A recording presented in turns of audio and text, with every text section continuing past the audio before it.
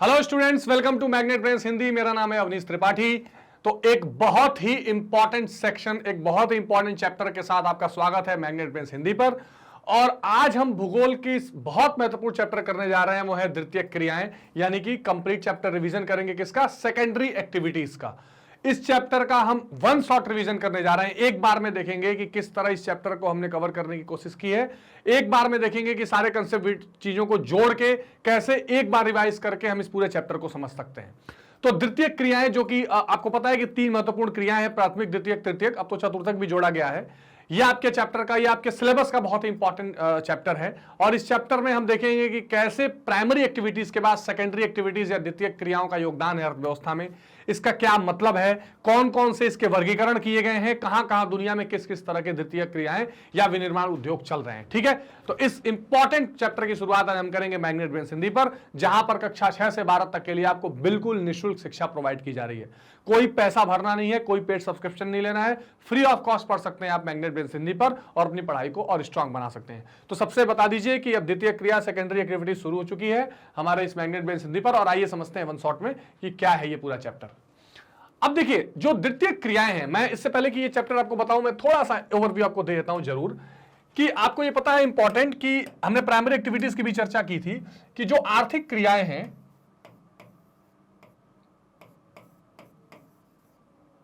जो आर्थिक क्रियाएं हैं,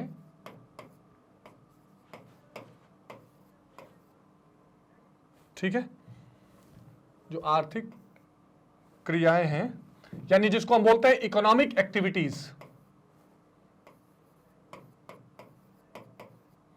ठीक है, इसको बोलते हैं इकोनॉमिक एक्टिविटीज। ये मूलतः तीन भागों में विभाजित है। ठीक है, एक चौथा भी ऐड किया गया, लेकिन बेसिकली हम तीन देखते हैं। एक इसमें देखते हैं प्राथमिक या प्राइमरी एक्टिविटीज, दूसरा हम देखते हैं द्वितीयक, ठीक, या जिसको कहते हैं सेकेंडरी एक्टिविटीज,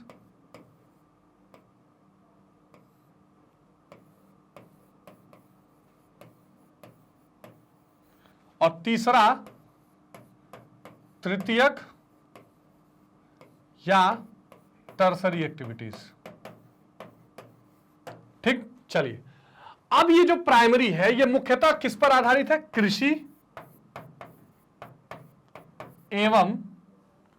कृषि एवं संबंधित क्रियाएं। एक रिवीजन हो रहा है आपका, ठीक है, इसको ठीक से समझ लीजिए। कृषि एवं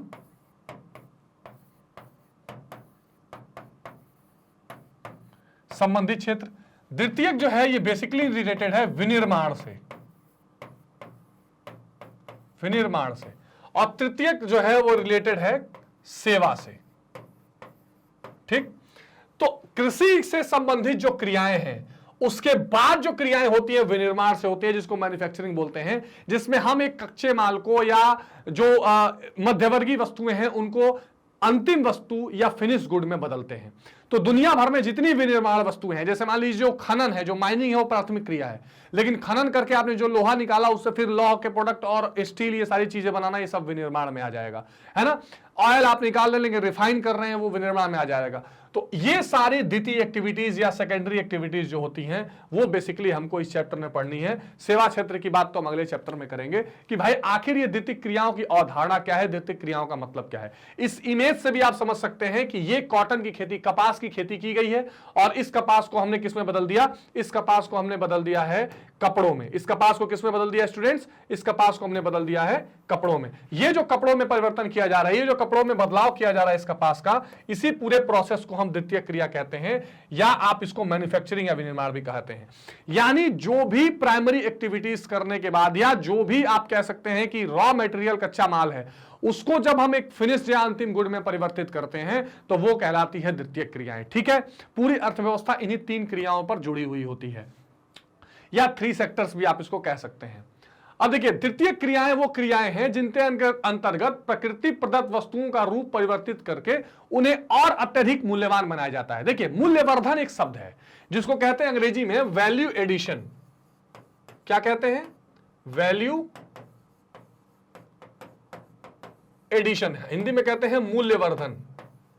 मूल्य वर्धन, जैसे मान लीजिए कपास है, अब 1 किलो कपास है, अब 1 किलो कपास कितने का होगा, मान लीजिए एग्जाम्पल 20 रुपए का होगा। लेकिन उसी कपास को अगर हम ठीक से धागा बना के, धागा बनाने के बाद मशीनों का इस्तेमाल करके उसे कपड़े में बदल दें, तो क्या हो गया, हमने उसका मूल्यवर्धन या वैल्यू एडिशन कर दिया। और जब वैल्यू एडिशन कर दिया तो वो अब एक अंतिम वस्तु या वो अब एक ऐसी वस्तु बन गई जिसका हम आखिरी तक उपभोग कर सकते हैं। यानी अब इसको यूज करके हमको कुछ और नहीं बनाना है, इसी को यूज करके हमको अपना उपभोग पर बनाना है। और ये जो गौण व्यवसाय है, इसी को हम द्वितीयक व्यवसाय कहते हैं। जैसे कपास से कपड़ा बनाना, जैसे टमाटर से सॉस बनाना, है ना, जैसे लौ से बड़े बड़े लौ के कारखाने मशीनें बनाना, लकड़ी से फर्नीचर को बना देना, ये जो क्रियाएं होती हैं वो द्वितीयक क्रियाएं होती हैं। यानी प्राथमिक क्रियाएं आपने कर ली हैं अपने खेत में, प्राथमिक क्रियाएं करके कच्चा माल तैयार हो चुका है। अब एक ऐसा व्यवसाय जिससे उस कच्चे माल को अंतिम उपभोग लायक वस्तु बना दी जाए, या अंतिम जो है फिनिश गुड के रूप में, फाइनल गुड या अंतिम वस्तु के रूप में परिवर्तित कर दी जाए, इसे क्या बोला जाता है, इसे बोला जाता है एक तरह से द्वितीयक क्रियाएं। ठीक है, इसे क्या बोला जाता है, द्वितीयक क्रियाएं, सेकेंडरी एक्टिविटीज इसे बोली जाती हैं। अच्छा, आगे चलते हैं। अब ये देखिए, समस्त आर्थिक क्रियाएं जो व्यवसाय से संबंधित हैं, संसाधनों के उपभोग पर निर्भर करती हैं। जाहिर सी बात है, जो रिसोर्सेज हैं, आपको पता है कि देखिए जो ये द्वितीय क्रियाएं हैं मुख्यतः उत्पादन पर आधारित है। ठीक, उत्पादन पर आधारित है। और उत्पादन के, जब आप अर्थशास्त्र में अगर आप देखें तो उत्पादन के 3-4 महत्वपूर्ण साधन बताए गए हैं। कौन कौन से, लैंड, लेबर, कैपिटल और इंटरप्रेन्योरशिप। हिंदी में कहते हैं भूमि, श्रम, पूंजी और निवेश करने वाला, निवेशकर्ता। ठीक है, जिसे साहसी व्यक्ति भी कहा जाता है। अब ये जो 4 संसाधन है, इनका इस्तेमाल करके हम किसी भी कच्चे माल को परिवर्तित करते हैं अंतिम वस्तु में। और जब प्राकृतिक रूप से उपलब्ध वस्तु को सीधा उपयोग ना करके परिवर्तन करके उनको और लाभप्रद बना दिया जाए और उपयोगी बना दिया जाए, तब उसे हम विनिर्माण कहते हैं, या उसे आप कहते हैं कि द्वितीय क्रिया कहा जा रहा है। बार बार मैं आपको एक एग्जांपल दे रहा हूं। जैसे चाय की पत्ती है, अब चाय की पत्ती बागान में है, उस पत्ती को निकाल के उससे चाय पत्ती बना के और आपके किचन में जैसा आप इस्तेमाल करते हैं उसको आप देख सकते हैं। गन्ना खेतों में है, गन्ने के यूज करके चीनी बना देना, ये सारी चीजें क्या है, ये विनिर्माण या द्वितीय वस्तुएं, और वो और ज्यादा लाभप्रद और ज्यादा मूल्यवान हो जाती है, और ज्यादा वैल्यूएबल हो जाती है। इसीलिए मैंने कहा ना कि जब आप द्वितीय क्रिया करते हैं तो आप एक बड़ी महत्वपूर्ण क्रिया करते हैं, वैल्यू एडिशन, मूल्यवर्धन। आप किसी चीज की वैल्यू को बढ़ा देते हैं, है ना। पहले वो उतनी वैल्यू नहीं थी, लेकिन उसमें आपने कुछ चीजें ऐड की, उसको बढ़ा दिया, वैल्यू एडिशन कर दिया। ठीक है, तो इस प्रक्रिया को निर्माण व्यवसाय कहा जाता है। मानव द्वारा किए जाने वाली ऐसी क्रियाएं गौण व्यवसाय या द्वितीयक व्यवसाय कहलाती हैं। ठीक, तो मानव क्या करता है, जब किसी प्राकृतिक संपदा को या जब किसी कच्चे वस्तु को उसमें मूल्यवर्धन करके उसको और बेहतर बना के अंतिम वस्तु बनाता है जो और मूल्यवान और उपयोगी हो जाती है, तो इसे हम क्या कहते हैं, इस गौण व्यवसाय को हम कहते हैं द्वितीयक क्रियाएं। So secondary activity is nothing but producing the final goods from the intermediate good और converting the input into outputs और converting the raw materials into what, a finished product, है ना। दोबारा आराम से समझिए कि जब किसी कच्चे माल को हम उसको और उपयोगी और मूल्यवर्धक बनाकर एक अंतिम वस्तु बनाते हैं जिसे उपभोक्ता आराम से उपभोग कर लेता है, उसे हम क्या कहते हैं, उसे हम कहते हैं द्वितीयक व्यवसाय या सेकेंडरी एक्टिविटी या विनिर्माण का काम। कई एग्जाम्पल मैंने आपको इसके थ्रू समझा दिए कि जैसे गन्ना है उससे चीनी बना देना, है ना, जैसे कपास है उससे कपड़े अच्छे अच्छे बना देना, जैसे छोटी छोटी जो धातु मिनरल्स जो मिल रही हैं उन मिनरल्स का इस्तेमाल करके तरह तरह के इक्विपमेंट्स बनाना, ये सारी चीजें क्या आ जाती हैं, ये इसी का द्वितीय क्रियाओं का पार्ट हो जाती हैं। ये कंसेप्ट कहां से आया है, ये कंसेप्ट यहीं से आया है। ठीक है, आगे देखते हैं। अब देखिए इसमें एक उदाहरण आप देख सकते हैं, लोहे से इस्पात, यानी आयरन से आप स्टील, इस्पात किसको बोलते हैं, स्टील। तो स्टील क्या है, एक तरह से और ज्यादा छना हुआ है, आयरन को और छान के और बेहतर इस्तेमाल करके हम स्टील बना लेते हैं। इससे औजार बना लेते हैं। मान लीजिए पहले आयरन और या लौ अयस्क जमीन में पाया गया, उससे निकाल कर आपने लोहे का रूप दिया, फिर स्टील बनाया, या अलग अलग जैसे आप हथौड़ा बनाते हैं, आरी बनाते हैं काटने वाली, कील बनाते हैं, सारी चीजें बनाते हैं, वो इसी का एग्जाम्पल है। कपास से कपड़ा बनाना, लकड़ी से फर्नीचर बनाना, तिलहन से तेल निकालना। मान लीजिए सरसों की खेती आपने की है और उससे आपने तेल निकाल लिया, है ना। आटे से डबल रोटी बनाना या पाव बनाना, ये सारी चीजें शामिल हैं। तो बहुत अच्छे और इजी एग्जाम्पल है जिसे आप डेली एग्जाम्पल के हिसाब से समझ सकते हैं, और आप समझ सकते हैं कि ये सारी द्वितीय, जैसे एग्जाम्पल आप इस पिक्चर से भी समझ सकते हैं कि इस लकड़ी के लट्ठे से आपने क्या बना लिया, फर्नीचर बना लिया। तो ये द्वितीय क्रिया होती है, ये सेकेंडरी एक्टिविटी होती है जो अर्थव्यवस्था के इंपॉर्टेंट से भी। अच्छा, एक तो सबसे इंपॉर्टेंट इस द्वितीय क्षेत्र का या सेकेंडरी एक्टिविटी का ये है कि आपको पता है कि जो आप कह सकते हैं कि रोजगार की स्थिति में छुपी हुई बेरोजगारी कृषि में पाई जाती है। कृषि पर एक बर्डन बहुत ज्यादा है, तो उस स्थिति में भी कृषि के बर्डन को हटाकर रोजगार देना और खास करके कम स्किल्ड लोगों को रोजगार देना, इसके लिए द्वितीयक क्रियाएं बहुत महत्वपूर्ण है। जैसे देखिए 3 क्रियाएं प्रमुख रूप से मैंने आपको बताई, प्राथमिक में कृषि, द्वितीयक में ये निर्माण वाला और तृतीयक में सेवा। सेवा वाला जो क्षेत्र है उसमें कम्युनिकेशन, संचार, ये सारी चीजें आती हैं। इसके अलावा जो है डिजिटलाइजेशन है ना, बैंकिंग, ट्रांसपोर्टेशन, सब कुछ आता है, परिवहन आता है। इसमें थोड़ा ज्यादा स्किल्ड लोगों की जरूरत पड़ती है। तो सेमी स्किल्ड या कम स्किल्ड लोगों को अगर कृषि से निकालकर कहीं और रोजगार देना है तो ये द्वितीयक क्रियाएं इसमें बहुत महत्वपूर्ण होती है, इसीलिए आप इसको पढ़ भी रहे हैं, समझ भी रहे हैं। ठीक, तो इस प्रकार द्वितीयक अर्थव्यवस्था में निर्माण उद्योग, पशु उद्योग और विदेशीकृत कृषि उद्योग सम्मिलित है। आजकल सभी विकसित देश, संयुक्त राज्य अमेरिका, रूस, ब्रिटेन, जर्मनी, ये सभी क्या कर रहे हैं, बड़े पैमाने पर इस द्वितीयक क्रियाओं को कर रहे हैं। जाहिर सी बात है वो मैन्युफैक्चरिंग करेंगे। और आपने अगर इतिहास पढ़ा हो तो देखा होगा कि कैसे 18वीं शताब्दी के आसपास इंग्लैंड में औद्योगिक क्रांति चलाई गई और भारत से बहुत सारा कपास ले जाया गया, कच्चा माल लिया जाएगा और वहां विनिर्माण करके उनको प्रोडक्ट फिनिश गुड में लाया गया। और अंतरराष्ट्रीय जो व्यापार है, जो आपके भूगोल का ही एक चैप्टर भी है, उस अंतरराष्ट्रीय व्यापार में इस द्वितीयक क्रियाओं की ही सबसे प्रमुख भूमिका है। अगर मैन्युफैक्चरिंग नहीं होगा, विनिर्माण नहीं होगा, द्वितीयक व्यवसाय नहीं होगा, तो फिर अंतरराष्ट्रीय व्यापार सामानों का, सर्विसेज का तो नहीं, गुड्स का बहुत मुश्किल हो जाएगा। ठीक है, क्योंकि यही इसका आधार बनता है और ये हमने इतिहास में भी देखा और आज भी ये इंपॉर्टेंट है। तो इस तरह ये द्वितीयक जो क्षेत्र है ये महत्वपूर्ण बन जाता है। ठीक है, अब देखिए इसमें कुछ और बातें कही गई हैं कि कच्चे माल को हम क्या करते हैं, जो हमारा रॉ मटेरियल बेसिकली या इनपुट, देखिए मैं कुछ अंग्रेजी के शब्द भी लिखता चलता हूं ताकि आपके फ्रेम में रहे, हिंदी में तो लिखी हुई है, या रॉ मटेरियल जो है, ठीक है, इन रॉ मटेरियल को हम क्या करते हैं, कुछ मशीनों के इस्तेमाल से और इसमें मूल्यवर्धन करते हैं, वैल्यू एडिशन करते हैं। जैसे आप देख सकते हैं इसमें कार मशीनों के इस्तेमाल से कच्चे माल, जैसे ये आयरन या स्टील या जो भी रहा है, इससे हम कार को ठीक से बनाने का कोशिश कर रहे हैं। तो हम कोशिश ये करते हैं कि मशीन, कच्चे माल को मशीनों की सहायता से हम उसको फिनिश्ड या अंतिम गुड्स में बदलने का प्रयास करें, है ना।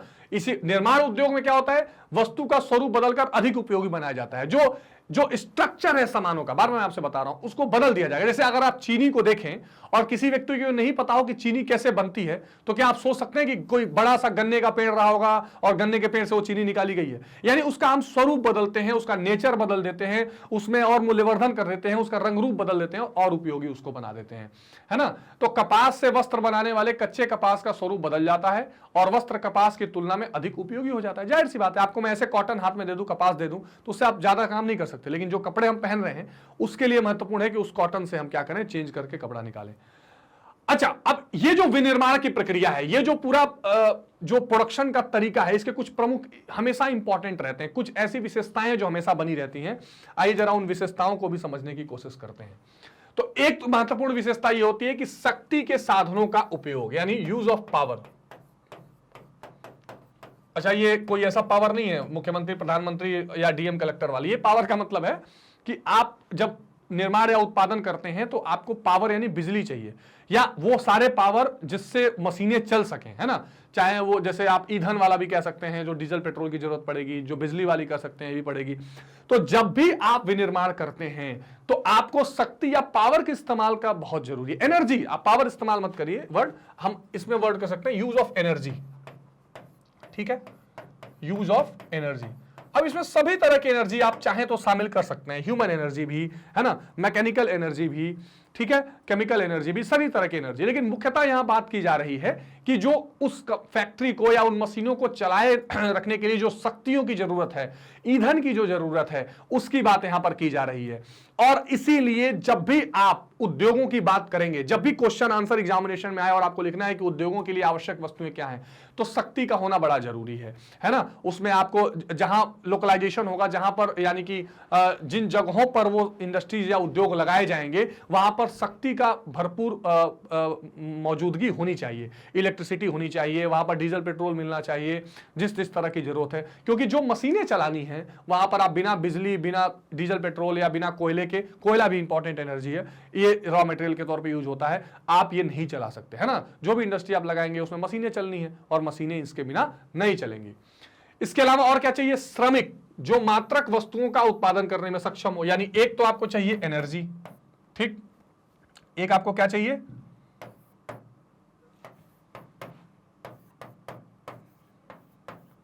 एनर्जी। एक आपको एनर्जी के अलावा और क्या चाहिए, लेबर, ठीक। और लास्ट में क्या चाहिए, एक ही प्रकार की वस्तु, यानी होमोजीनिटी, होमोजीनिटी, है ना। इसका मतलब ये हो गया कि जब भी आप विनिर्माण वस्तु लगाएंगे तो एक वहां पर पावर चाहिए उसको चलाने के लिए, बिजली, ईंधन, इसके अलावा लेबर चाहिए जो वहां काम करे, और एक ही जैसी वस्तु बने। वैसा थोड़ी है कि कॉटन की इंडस्ट्री में आप आग लाकर आयरन की चीज बनाने लगे, ऐसा तो होगा नहीं। एक ही जैसी वस्तु बननी चाहिए। ये 2-3 चीज इंपॉर्टेंट है जो किसी भी, जहां आप उत्पादन करते हैं, जहां विनिर्माण उद्योग है, वहां के लिए जरूरी है, वहां के लिए इंपॉर्टेंट हो जाते हैं। तो ये विशेषताएं, या ये विशेषताएं हैं विनिर्माण उद्योग की, मतलब कि जो पाई जाती है ना, यानी आप कह सकते हैं कि ये क्वालिटीज, क्वालिटी या कैरेक्टरिस्टिक्स, ठीक है, ये कैरेक्टरिस्टिक्स पाई जाती हैं किसकी, विनिर्माण या मैन्युफैक्चरिंग इंडस्ट्रीज की। तो ध्यान रखिएगा, ठीक है। पावर, शक्ति, एनर्जी होनी चाहिए, लेबर होने चाहिए, और एक जैसी वस्तुएं उत्पादित हो। अब देखिए कुछ और विशेषताएं क्या है बड़े पैमाने पर। ये तो छोटी, ये तो कॉमन बातें 3 थी जो आपको पता थी, लेकिन और हमें क्या विशेषताएं दिखाई पड़ती हैं जब भी विनिर्माण उद्योग की बात की जाती है। तो ऐसी क्या चीजें हैं जो नजर आती हैं, तो एक तो सबसे ज्यादा नजर आता है कौशल का विशिष्टीकरण, है ना। ये जो कौशल का विशिष्टीकरण है, जो स्किल का आप कह सकते हैं विशिष्टीकरण है, ये बड़ा इंपॉर्टेंट। इसका मतलब ये हुआ कि एक ही आदमी अलग अलग तरह का काम नहीं करेगा। हर इंडस्ट्री में, हर मैन्युफैक्चरिंग यूनिट में अलग अलग काम करने के लिए अलग अलग कौशल वाले व्यक्तियों को लगाया जाएगा। एक व्यक्ति होगा जो, मान लीजिए अगर कपड़े की इंडस्ट्री है तो धागा काटने का मास्टर होगा, एक व्यक्ति को लगाया जाएगा कि वो मशीन को ऑपरेट करने का मास्टर होगा, एक व्यक्ति को लगाया जाएगा जो ह्यूमन रिसोर्स को मैनेज करेगा, जिसको एचआर कहते हैं, सबको काम पर लगाएगा ठीक से, एक व्यक्ति को लगाया जाएगा जो इलेक्ट्रिसिटी का सारा काम देखता रहेगा, है ना, एक व्यक्ति को लगाया जाएगा कपड़े को कलर करने उसको आना चाहिए। तो ये जो कौशल का विशिष्टीकरण है, ये बड़ा इंपॉर्टेंट है। यानी कि आप हर जगह पर, कारखानों में जब हाथों से भी अगर काम लिया जाएगा तो सबको अलग अलग अपनी चीजें पता होनी चाहिए, सबका अलग अलग अपना वर्क है। ऐसा नहीं है कि अकाउंटेंट है तो वो मशीन चला रहा है, मशीन चलाने वाला जो है वो सफाई कर रहा है, ऐसा नहीं है। छोटे स्तर पर कारखानों में हाथ से काम लिया जाता है तो लागत कम आती है, और बड़े पैमाने पर प्रत्येक कारीगर एक ही प्रकार का काम करता है। जैसे कपड़ा बनाने के लिए सूत काटना, बुनना, कपड़ा बनाना, रंगना, ये सभी विशिष्ट लोगों द्वारा किया जाता है। एग्जाम्पल मैंने वही बताया आपको कि भाई जो चीजें आपको करनी है उसके लिए अलग अलग व्यक्ति एक ही तरह का काम करेगा। जिस व्यक्ति को जो काम आता है वही काम उसको दिया जाएगा, तभी जो क्वालिटी होगी, जो गुणवत्ता होगी वस्तु की, वो बेहतर निकल कर आएगी। क्योंकि हमको कच्चे माल में क्या करना है, वैल्यू एडिशन करना है। तो इसलिए एक विशेषता जो विनिर्माण उद्योग की पाई जाती है वो ये पाई जाती है कि कौशल का विशिष्टीकरण होता है, स्किल का एक तरह से पूरा इस्तेमाल किया जाता है ना। तो ये बड़ा महत्वपूर्ण है, ये इंपॉर्टेंट है, ठीक। अच्छा, आगे देखते हैं दूसरी विशेषता क्या है, यंत्रीकरण। यंत्रीकरण को हम आप समझ लीजिए कि जब तक मैकेनाइजेशन, जिसको हिंदी में कहते हैं, जो विनिर्माण उद्योग हैं उनका जितना ज्यादा मैकेनाइजेशन होगा उतना ज्यादा क्या होगा, लागत कम आएगी और गुणवत्ता इंप्रूव होगी। देखिए जब आप अर्थशास्त्र में पढ़ते हैं तो वहां पर एक बड़ा इंपॉर्टेंट कंसेप्ट आता है, हाउ टू प्रोड्यूस, कैसे उत्पादन करें। ये आपके इस भूगोल से भी जुड़ा हुआ है, थोड़ा सा यहां पर अर्थशास्त्र और भूगोल मिलकर चलेगा, आप ध्यान रखेंगे। हाउ टू प्रोड्यूस का ये जो केंद्रीय समस्याएं होती हैं किसी अर्थव्यवस्था से, उसमें 3 समस्या आती है। व्हाट टू प्रोड्यूस यानी क्या उत्पादन करें, हाउ टू प्रोड्यूस यानी कैसे उत्पादन करें, और फॉर हुम टू प्रोड्यूस किसके लिए उत्पादन करें। तो जो कैसे उत्पादन करें उसमें 2 चीजें आती हैं, क्या वो यंत्रीकरण करके करें यानी मशीन या कैपिटल इंटेंसिव करें, या लेबर ज्यादा लगाकर करें। तो ये सरकारें तय करती हैं अपनी अपनी स्थिति को देख के। तो यंत्रीकरण वाले मुद्दे में ये होता है कि लेबर कम लगे और मशीनें ज्यादा लगाई जाए। तो विनिर्माण में इस चीज की देखी जाती है कि उद्योग में किसी कार्य को पूरा करने के लिए मशीनों का उपयोग किया जाता है। मशीनें स्वचालित भी होती है और हाथों से भी चलाई जाती है। ऐसा भी होता है कि आजकल तो एक जमाना आया है, आप देख रहे हैं, ठीक है ना, आर्टिफिशियल इंटेलिजेंस का, है ना। तो ये जो आर्टिफिशियल इंटेलिजेंस है वो अपने आप चलने वाली चीजें भी हैं। कार है तो बिना ड्राइवर के चलेगी, है ना, घर के जितने इक्विपमेंट्स हैं अपने आप चलेंगे, ठंडा गर्म देख के समझ लेंगे वो, है ना। तो ये जो आर्टिफिशियल इंटेलिजेंस है ये भी आजकल विनिर्माण उद्योगों में लगाया जा रहा है। एक निश्चित समय के बाद मशीन अपने आप बंद हो जाएगी, चालू हो जाएगी, और कुछ ऐसी मशीनें हैं जिन्हें लोग भी चलाते हैं। तो एक विशेषता विनिर्माण उद्योगों की यह है कि यंत्रीकरण वहां पाया जाता है, ठीक। इसके अलावा प्रौद्योगिकी नवाचार, इसको अंग्रेजी में कहते हैं टेक्नोलॉजिकल या टेक्निकल इनोवेशन, टेक्निकल, ठीक है, इनोवेशंस, टेक्निकल इनोवेशन, ठीक है। इसका मतलब यह हो गया कि जो विनिर्माण उद्योग है इसमें जो नई नई तकनीक है उसमें कुछ नवाचार करते रहना, कुछ नई चीजें ट्राई करते रहना, यह बड़ा महत्वपूर्ण होता है। जब भी विनिर्माण होता है, जब भी चीजों का हम उत्पादन करते हैं तो तकनीकों को नए तरीके से इस्तेमाल करते हैं। 10 प्रक्रिया के अंतर्गत उद्योग की नई तकनीकी शोध और विकास को सम्मिलित किया जाता है, यानी इसमें नए नए खोज किए जाते हैं, नए नए शोध किए जाते हैं, नए नए तरीके अपनाए जाते हैं जिससे और बेहतरीन प्रोडक्शन किया जा सके। इसके द्वारा विनिर्माण पदार्थ की गुणवत्ता बनी रहती है और अपशिष्टों के निस्तारण की समुचित व्यवस्था भी बनी रहती है, जिससे प्रदूषण कम होना। बड़ा इंपॉर्टेंट है कि जब आप नए नए तकनीक का इस्तेमाल करते हैं, नए नए नवाचार करते हैं, तो एक तो आप ये करते हैं कि क्वालिटी मेंटेन करते हैं। क्वालिटी मेंटेन करने का एक सबसे बड़ी बात यह है आज के जमाने में कि हर दिन नया तकनीक आ रहा है, मांग का जो तरीका है वो बदलता जा रहा है। कभी किसी को कुछ चाहिए, जैसे आज से 5 साल 10 साल पहले वो पीले वाले बल्ब लोग मांगते थे, अब एलईडी मांगेंगे, है ना। तो अब आप उसको क्वालिटी को मेंटेन करिए और उसमें नए नए तरीके की चीजें लेकर आइए। इसके लिए आपको इनोवेशन करना तकनीक में जरूरी है। वही बल्ब की फैक्ट्री रहेगी पर वो दूसरे तरह के बल्ब बनाने लगेगी।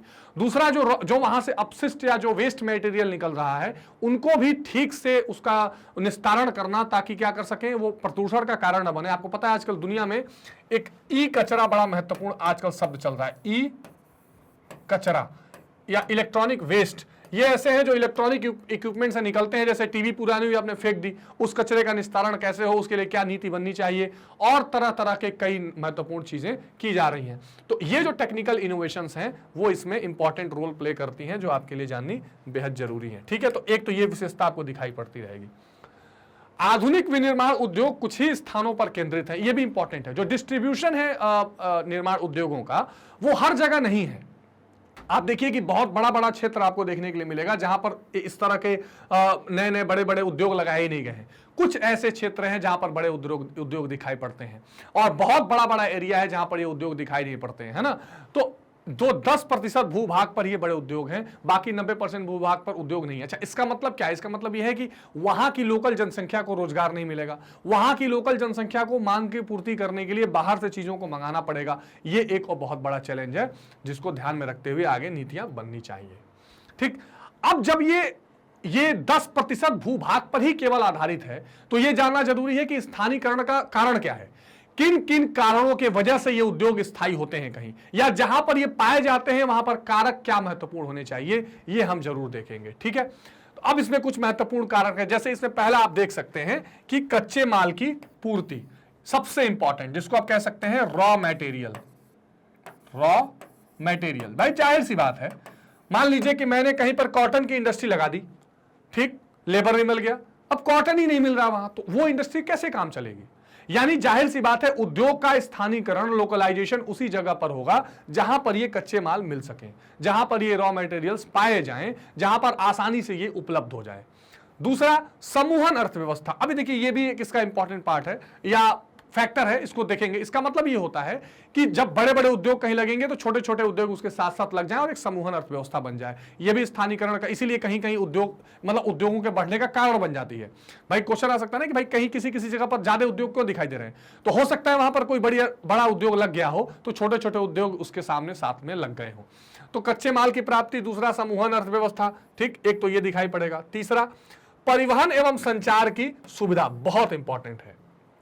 अब मान लीजिए आपने पहाड़ पर कोई इंडस्ट्री लगा दी, अब वहां से रॉ मटेरियल ले आने और ले जाने के लिए या फिनिश गुड ले आने के लिए सड़क नहीं है, वहां पर मजदूरों को जाने आने की ठीक से सुविधा नहीं है परिवहन की, वहां पर जो लोग काम कर रहे हैं वो रोज वहां पे पहुंचने में असुविधा महसूस कर रहे हो, तो परिवहन यानी ट्रांसपोर्टेशन ये एक बहुत महत्वपूर्ण भूमिका होती है। ये जहां पर होगी, आप देखिए कि 1907 में Tata iron and steel company बनाई गई जमशेदपुर में, और उसके बाद जो जो अंग्रेजों ने इंडस्ट्री लगाई हर जगह एक चीज कॉमन दिखाई पड़ रही थी कि वो तुरंत क्या कर रहे थे, वहां पर रेलवे लाइनें बिछा रहे थे, वहां पर आने जाने के लिए उन्होंने ट्रांसपोर्टेशन का सहारा लिया। और शुरू में जब 1853 के आसपास रेलवे का विकास भी भारत में हुआ तो उस समय ये लॉजिक अंग्रेजों का था कि भाई व्यापार को बढ़ाना है और जैसे अलग अलग क्षेत्रों से कच्चे माल को और बने हुए सामानों को बंदरगाहों तक ले आना है तो हमें एक रेल माध्यम का विकास करना पड़ेगा। तो जहां पर परिवहन या ट्रांसपोर्टेशन होगा वहां पर ये बड़े उद्योगों का स्थानीयकरण हो जाएगा या वो वहां पर रहेंगे।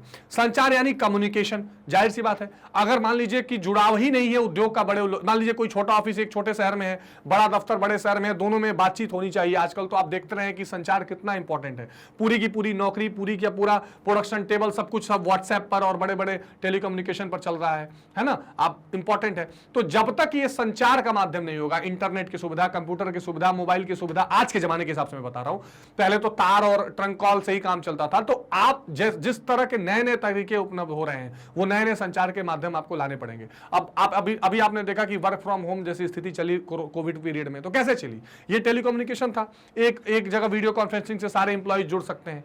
इसी तरह विनिर्माण जो उद्योग है, वहां पर क्या होना चाहिए, जो अलग अलग इंडस्ट्री जो है उनसे बात करने के लिए, रॉ मटेरियल की स्थिति जानने के लिए, मजदूरों को इंफॉर्मेशन देने के लिए, सारी चीजों के लिए कम्युनिकेशन महत्वपूर्ण। आप खुद अंदाजा भी लगा सकते हैं कि आज के जमाने में अगर संचार या कम्युनिकेशन ना हो, अगर टेक्नोलॉजी ना हो, अगर टेलीकम्युनिकेशन ना हो, व्हाट्सएप, मोबाइल, मैसेज, इंटरनेट ये ना हो, तो क्या घर चलाना मुश्किल है, इंडस्ट्री चलाने की तो बात ही छोड़ दीजिए, है ना। तो इसलिए उद्योगों का वहां पर ज्यादा स्थायीकरण होगा जहां पर यह संचार हो, जहां पर इंटरनेट कनेक्टिविटी अच्छी हो, जहां पर मोबाइल सिग्नल्स अच्छे हों, जहां पर जो है परिवहन और इनका आना जाना आसान हो, वो रहेगा। चौथा कारण श्रमिक की आपूर्ति बहुत महत्वपूर्ण है।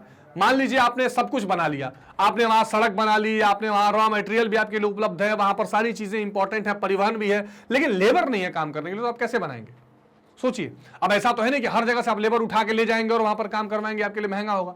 तो जहां पर लेबर उपलब्ध हो, और लेबर भी खास करके स्किल्ड लेबर जो उस चीज को जानता हो, समझिए बात को। जैसे मान लीजिए आपने चाय बागान कहीं लगा दिया, है ना, या आपने चाय पत्ती की इंडस्ट्री लगा दी। अब वहां पर चाय की पत्तियों को तोड़ने की कला जिसको ना पता हो, उसको उस तरह से उसको जो इंडस्ट्रीज में जिस प्रोसेस से गुजर कर चाय पत्ती बनानी है, वो चीजें उनको ना पता हो, तो फिर इस चीज का जो उद्योग है, वो उद्योग वहां लगाया जाना संभव नहीं होगा। तो एक तो पहले श्रमिक मिलने चाहिए। लेबर अगर आपको नहीं मिलेगा तो आप उद्योग नहीं लगा पाएंगे, और वो भी चीप लेबर मिलना चाहिए। उसके बाद बैंकिंग और सरकारी नीति, ये भी बहुत महत्वपूर्ण है। अगर मान लीजिए कि जो उद्योग हैं, उन डे टू डे वर्क हैं, उनको कैश में तो सारा पैसा अब आज के जमाने में तो खास करके नहीं रखेंगे। तो अगर आसपास में बैंक नहीं होगा, उनको पैसे जमा करने निकालने की सुविधा नहीं होगी, तो फिर वहां पर उद्योग लगाना मुश्किल है। और सरकारी नीति तो बहुत महत्वपूर्ण हो जाती है। आजकल आपने एक सुना होगा, ease of doing business, ease of doing business, ठीक है, यानी व्यापार करने की सुगमता कितनी है, ये इसमें आ जाता है सरकारी नीति की। सरकार आपको उद्योग लगाने की परमिशन दे रही है कि नहीं दे रही है। अगर दे रही है तो उसमें लाल फीताशाही या रेड टेपिज्म तो नहीं है, मतलब कि उद्योग की परमिशन लेने में बहुत समय तो नहीं जा रहा है। इसके अलावा जो वहां पर बिजली की आपूर्ति है, सरकार उसको कैसे मैनेज कर रही है, पानी की आपूर्ति वहां सरकार कैसे मैनेज कर रही है, सड़कों की हालत सरकार ठीक बना रही है कि नहीं, सरकार की करों की नीति क्या है, टैक्स की वहां नीति क्या है। जैसे आपने सुना होगा SEZ, ठीक है, विशिष्ट आर्थिक क्षेत्र इसको कहा जाता है, स्पेशल इकोनॉमिक जोन। सरकार एक ऐसी क्षेत्र भी बनाती है जहां पर कोई कितना भी उत्पादन करे उसको टैक्स नहीं देना पड़ता, और या टैक्स में भारी छूट दी जाती है, लेकिन उसका सारा उत्पादन एक्सपोर्ट या निर्यात करना पड़ता है। तो ये सरकार की नीति है। अगर ऐसी नीतियां सरकार बनाएगी बैंकिंग सुविधाओं के साथ, तो वहां पर फिर क्या होगा, उद्योगों का स्थानीयकरण होगा, यानी उद्योग वहां पर लगाए जाएंगे। इसके अलावा बाजार की सुविधा, भाई बट नेचुरल बात है, आपने खूब सब कुछ इकट्ठा कर लिया, खूब माल प्रोड्यूस कर लिया, उसको बेचने के लिए मार्केट नहीं है, कहां बेचने जाएंगे आप? तो अगर बाजार की सुविधा उपलब्ध नहीं है तो भी एक बड़ी चुनौती बनती है। शक्ति के साधन बहुत इंपॉर्टेंट, एनर्जी, मतलब जहां आप उद्योग लगा रहे हैं वहां पर बिजली, ठीक, कोयला, डीजल, पेट्रोल, जिन चीजों की आवश्यकता आपको एनर्जी के रूप में है वो मिलनी चाहिए। इलेक्ट्रिसिटी तो मोस्ट इंपॉर्टेंट। अब आप कहीं ऐसी जगह चले गए जहां इलेक्ट्रिक कनेक्शन ही नहीं है या बहुत कम आपूर्ति है बिजली की, तो वहां पे उद्योग कैसे लगाए जाएंगे? इसीलिए कहा जाता है कि जब आप बेहतर चीजों का, अच्छा सरकारी नीति में सारी चीजें आ जाती हैं कि कानून व्यवस्था को मैनेज करना, वहां पर वैसे साधन उपलब्ध कराना। इसीलिए कहा जाता है कि सरकार जब ऐसा माहौल बनाती है तब उद्योग वहां पर लगाया जाना आसान हो जाता है। अब मान लीजिए कि कहीं पर बिजली की व्यवस्था नहीं की गई है, कहीं पर परिवहन और संचार की स्थिति नहीं है, कहीं पर रॉ मटेरियल तो फिर भी प्राकृतिक कारण है। ये 4-5 ऐसे कारण हैं जो सरकार के डायरेक्ट हस्तक्षेप से चलता है ना। तो ये इतने अंग हैं, ये सारी चीजें जब कहीं पाई जाती हैं जब वहां कच्चा माल मिले, वहां और छोटी मोटी इंडस्ट्रीज जम जाए, परिवहन और संचार की सुविधा होनी चाहिए, वहां पर लेबर या श्रमिक मिलना चाहिए, बैंकिंग और सरकारी नीति बिल्कुल सकारात्मक होनी चाहिए, बाजार वहां मिलना चाहिए कि जो उत्पादन हो रहा है कम से कम उसको बेचा जाए। अगर बेचा नहीं जाएगा, जैसे अंग्रेजों ने क्या किया, यहां से ये कच्चा माल यहां से उठा के इंग्लैंड ले गए, अपने यहां काम करवा के फिर भारत में बेचते थे, भारत को एक बाजार के रूप में इस्तेमाल करते थे। तो बाजार की सुविधा और शक्ति के साधन, यहां बिजली होनी चाहिए, कोयला होना चाहिए, डीजल पेट्रोल की जो जरूरत है वो होनी चाहिए, ताकि सही रूप में आराम से उत्पादन की प्रक्रिया को संपन्न किया जा सके। अगर ये सारे फैक्टर्स यहां पर रहेंगे तो इन फैक्टर्स के वजह से उत्पादन होता रहेगा और उद्योग लगते रहेंगे। तो प्रमुख रूप से आपको ये चीजें नोट्स कर लेनी है, इसका आप स्क्रीनशॉट भी ले सकते हैं कि ये फैक्टर होंगे तभी उद्योग लगाए जाएंगे। ठीक है, चलिए अब आगे चलते हैं, बहुत महत्वपूर्ण था ये। कुछ स्वच्छंद उद्योग भी होते हैं। स्वच्छंद उद्योग का मतलब ये होता है कि ये अपने रॉ मटेरियल्स की बढ़ती हुई मात्रा, घटती हुई मात्रा पर डिपेंडेंट नहीं होते हैं, ये अपने आप बढ़ते रहते हैं, अपने आप अपना डेवलपमेंट करते रहते हैं, और वहां रॉ मटेरियल महंगा हो रहा है कि सस्ता हो रहा है या बढ़ रहा है कि घट रहा है, उस पर बहुत ज्यादा डिपेंडेंट नहीं होते। ये अलग से एक कॉलम भी था, इसलिए मैंने आपको ये इंक्लूड कर दिया ताकि इसकी जानकारी भी आपको मिल जाए। अब देखते हैं, अब एक चर्चा हो गई कि भाई द्वितीयक एक्टिविटीज या द्वितीयक क्रियाएं क्या है, हमने देख लिया विनिर्माण की क्रियाएं हैं। हमने ये भी देख लिया कि जो उद्योग है विनिर्माण वाले, वो किन किन कारणों या फैक्टर्स को ध्यान में रखते हुए कहीं लगेंगे, या स्थायीकरण या स्थानीकरण उनका कहां होगा, कहां वो उद्योग लगेंगे, जहां जहां वो फैक्टर अवेलेबल रहेंगे उसको भी देख लिया। अब आता है कि जो विनिर्माण उद्योग है इनका वर्गीकरण क्या है, जिसको अंग्रेजी में कहते हैं क्लासिफिकेशन। ठीक है, यानी किन आधार पर क्लासिफिकेशन किया जाएगा, क्या ये उद्योग एक जैसे होते हैं या अलग अलग तरीके के होते हैं, इस पर बातचीत करनी बहुत जरूरी है। इसमें कुल मिलाकर 4 महत्वपूर्ण क्या किया जाता है, वर्गीकरण किया जाता है। किस आधार पर? एक, आकार के आधार पर, ठीक है, यानी साइज। दूसरा, रॉ मटेरियल्स के आधार पर, यानी कि किस तरीके का कच्चा माल वो उपयोग कर रहा है, क्या उस कच्चे माल में जो है मिनरल लग रहे हैं, या एग्रीकल्चर के वस्तुएं लग रही हैं, कृषि पर आधारित वस्तुएं लग रही हैं, या कुछ और लग रहा है। तो कच्चा माल कैसा लग रहा है उस हिसाब से भी उद्योग होते हैं। स्वामित्व, यानी आखिर उस उद्योग का मालिक कौन है, सरकार है कि कोई प्राइवेट संस्था है कि दोनों मिलकर कर रहे हैं, एक ये है। चौथा, उत्पादन के आधार पर कि किस तरह का उत्पादन, कितना उत्पादन वहां पर हो रहा है। तो आकार के आधार पर, कच्चे माल के आधार पर, स्वामित्व के आधार पर, उत्पाद के आधार पर, मुख्यतः ये 4 आधारों पर विनिर्माण उद्योगों का वर्गीकरण किया जाता है। क्या क्या इसके आगे पार्ट बनेंगे वो भी मैं आपसे डिस्कस करेंगे हम। तो ये 4 इंपॉर्टेंट याद रखेंगे, क्या? Based on the size, based on the raw materials, based on the ownership and based on the production. ठीक है, ये जरूर आप लिख लीजिएगा, based on size, based on raw materials कि कैसा कच्चा माल वहां पे लग रहा है, ठीक, based on ownership, based on ownership and based on production. ठीक, ये एक महत्वपूर्ण बात है जिसको हमें ध्यान रखना है। Size, raw material, ownership and production, ये 4 चीजें इंपॉर्टेंट है। ठीक है, चलिए अब आगे देखते हैं। अब ये एक वर्गीकरण और आपको दिखाई दे रहा होगा। इस वर्गीकरण में क्या है, उद्योगों का वर्गीकरण जो क्लासिफिकेशन किया गया है, एक आकार के आधार पर, तो कुटीर और घरेलू उद्योग, छोटे पैमाने के उद्योग, बड़े पैमाने के उद्योग। यानी अगर आप आकार के हिसाब से देखें तो एक बहुत छोटा उद्योग दिखाई देगा, एक कंसेप्ट आता है एमएसएमई का भी, micro small and medium enterprises का कंसेप्ट आता है, उस पर भी हम चर्चा करेंगे आगे। छोटे पैमाने का उद्योग, बड़े पैमाने का उद्योग। अगर आप स्वामित्व की बात करें तो सार्वजनिक क्षेत्र जिसमें सरकार उसका हेड करती है, निजी क्षेत्र जो प्राइवेट होते हैं, और एक संयुक्त क्षेत्र जो दोनों मिलकर चलाते हैं, सहकारी वाली स्थितियां आती हैं। अगर कच्चे माल के आधार पर आप देखें कि कैसा रॉ मटेरियल इस्तेमाल हो रहा है, तो वो कच्चा माल कृषि आधारित हो सकता है, खनिज वाला हो सकता है, रसायन यानी जिसको केमिकल कहते हैं, है ना, केमिकल का इस्तेमाल करके भी कुछ फैक्ट्रीज चलती हैं, वन आधारित या पशु आधारित। ठीक है, पशु आधारित भी तो इंडस्ट्रीज होती हैं, जैसे मान लीजिए डेयरी इंडस्ट्री, है ना। इसके अलावा अब ये जो खनिज आधारित है, मिनरल आधारित, इसमें 2 तरीकों के होते हैं, धात्विक और अधात्विक। इसमें तो जो मेटलिक, नॉन मेटलिक, इसमें जो धात्विक वाले में है उसमें लौह और अलौह 2 तरह के इंडस्ट्रीज पाई जाती हैं। ठीक है, तो ये अच्छा, उत्पाद के आधार पर, तो जो उत्पाद हो रहा है क्या वो मूलभूत वाला है, ठीक है, या उपभोक्ता सामान है। मतलब मूलभूत इसको कहते हैं कि क्या ऐसी चीजें बनाई जा रही हैं जिन चीजों का इस्तेमाल करके और बड़ी बड़ी चीजें बनाई जाएंगी, या ऐसी चीजें बनाई जा रही हैं जो कंज्यूमर डायरेक्ट अब इस्तेमाल करने वाला है, उपभोक्ता घर के घरेलू सामान। तो अगर वर्गीकरण आप देखें तो इस आधार पर पूरे द्वितीय क्रियाओं का वर्गीकरण किया जाता है, उत्पाद के आधार पर, आकार के आधार पर, कच्चे माल के आधार पर और स्वामित्व के आधार पर। इसका भी आप स्क्रीनशॉट ले सकते हैं। ये बहुत इंपॉर्टेंट क्लासिफिकेशन है जो आपके एग्जामिनेशन के लिए महत्वपूर्ण है। दोबारा, आकार के आधार पर कुटीर या घरेलू छोटे उद्योग हो सकते हैं, अभी डिस्कस करेंगे डिटेल में। छोटे पैमाने के स्मॉल स्केल के हो सकते हैं, बड़े पैमाने के बड़े उद्योग हो सकते हैं। इसके अलावा जो स्वामित्व यानी कौन उसका मालिक है, उस आधार पर सार्वजनिक या पब्लिक क्षेत्र के हो सकते हैं, निजी क्षेत्र के हो सकते हैं या संयुक्त क्षेत्र के हो सकते हैं। और कच्चे माल के आधार पर कृषि आधारित, खनिज आधारित, रसायन आधारित, वन आधारित, पशु आधारित ये हो सकते हैं। धात्विक अधात्विक में लौ और अलौ ये दोनों हो सकते हैं। उत्पाद का आधार देखा जाए तो मूलभूत और उपभोक्ता ये दो तरह के सामान है। ठीक है, इंपॉर्टेंट है, आपको समझ में आ गया होगा, इस पर जरूर ध्यान रखेंगे। अब देखिए, अब अगर एक एक करके देख लें कि किन आधारों पर यह विभाजन किया गया है, तो आप समझिए आकार के आधार पर, यानी अगर हम देखें कि आकार उसका कैसा है, बड़ा है कि छोटा है, उस हिसाब से अगर इंडस्ट्रीज को देखें तो किसी उद्योग का आकार उसमें निवेशित पूंजी, कार्यरत श्रमिकों की संख्या और उत्पादन की मात्रा पर निर्भर करती है। देखिए, कोई भी इंडस्ट्री छोटा है कि बड़ा है ना। अब हम पहला यहां पे देख लीजिए, ये पहला क्लासिफिकेशन कर रहे हैं जो आकार के आधार पर करना था, उसमें पहला करेंगे। लेकिन पहले उसको समझते हैं कि आकार के आधार पर क्लासिफिकेशन या वर्गीकरण कैसे करते हैं।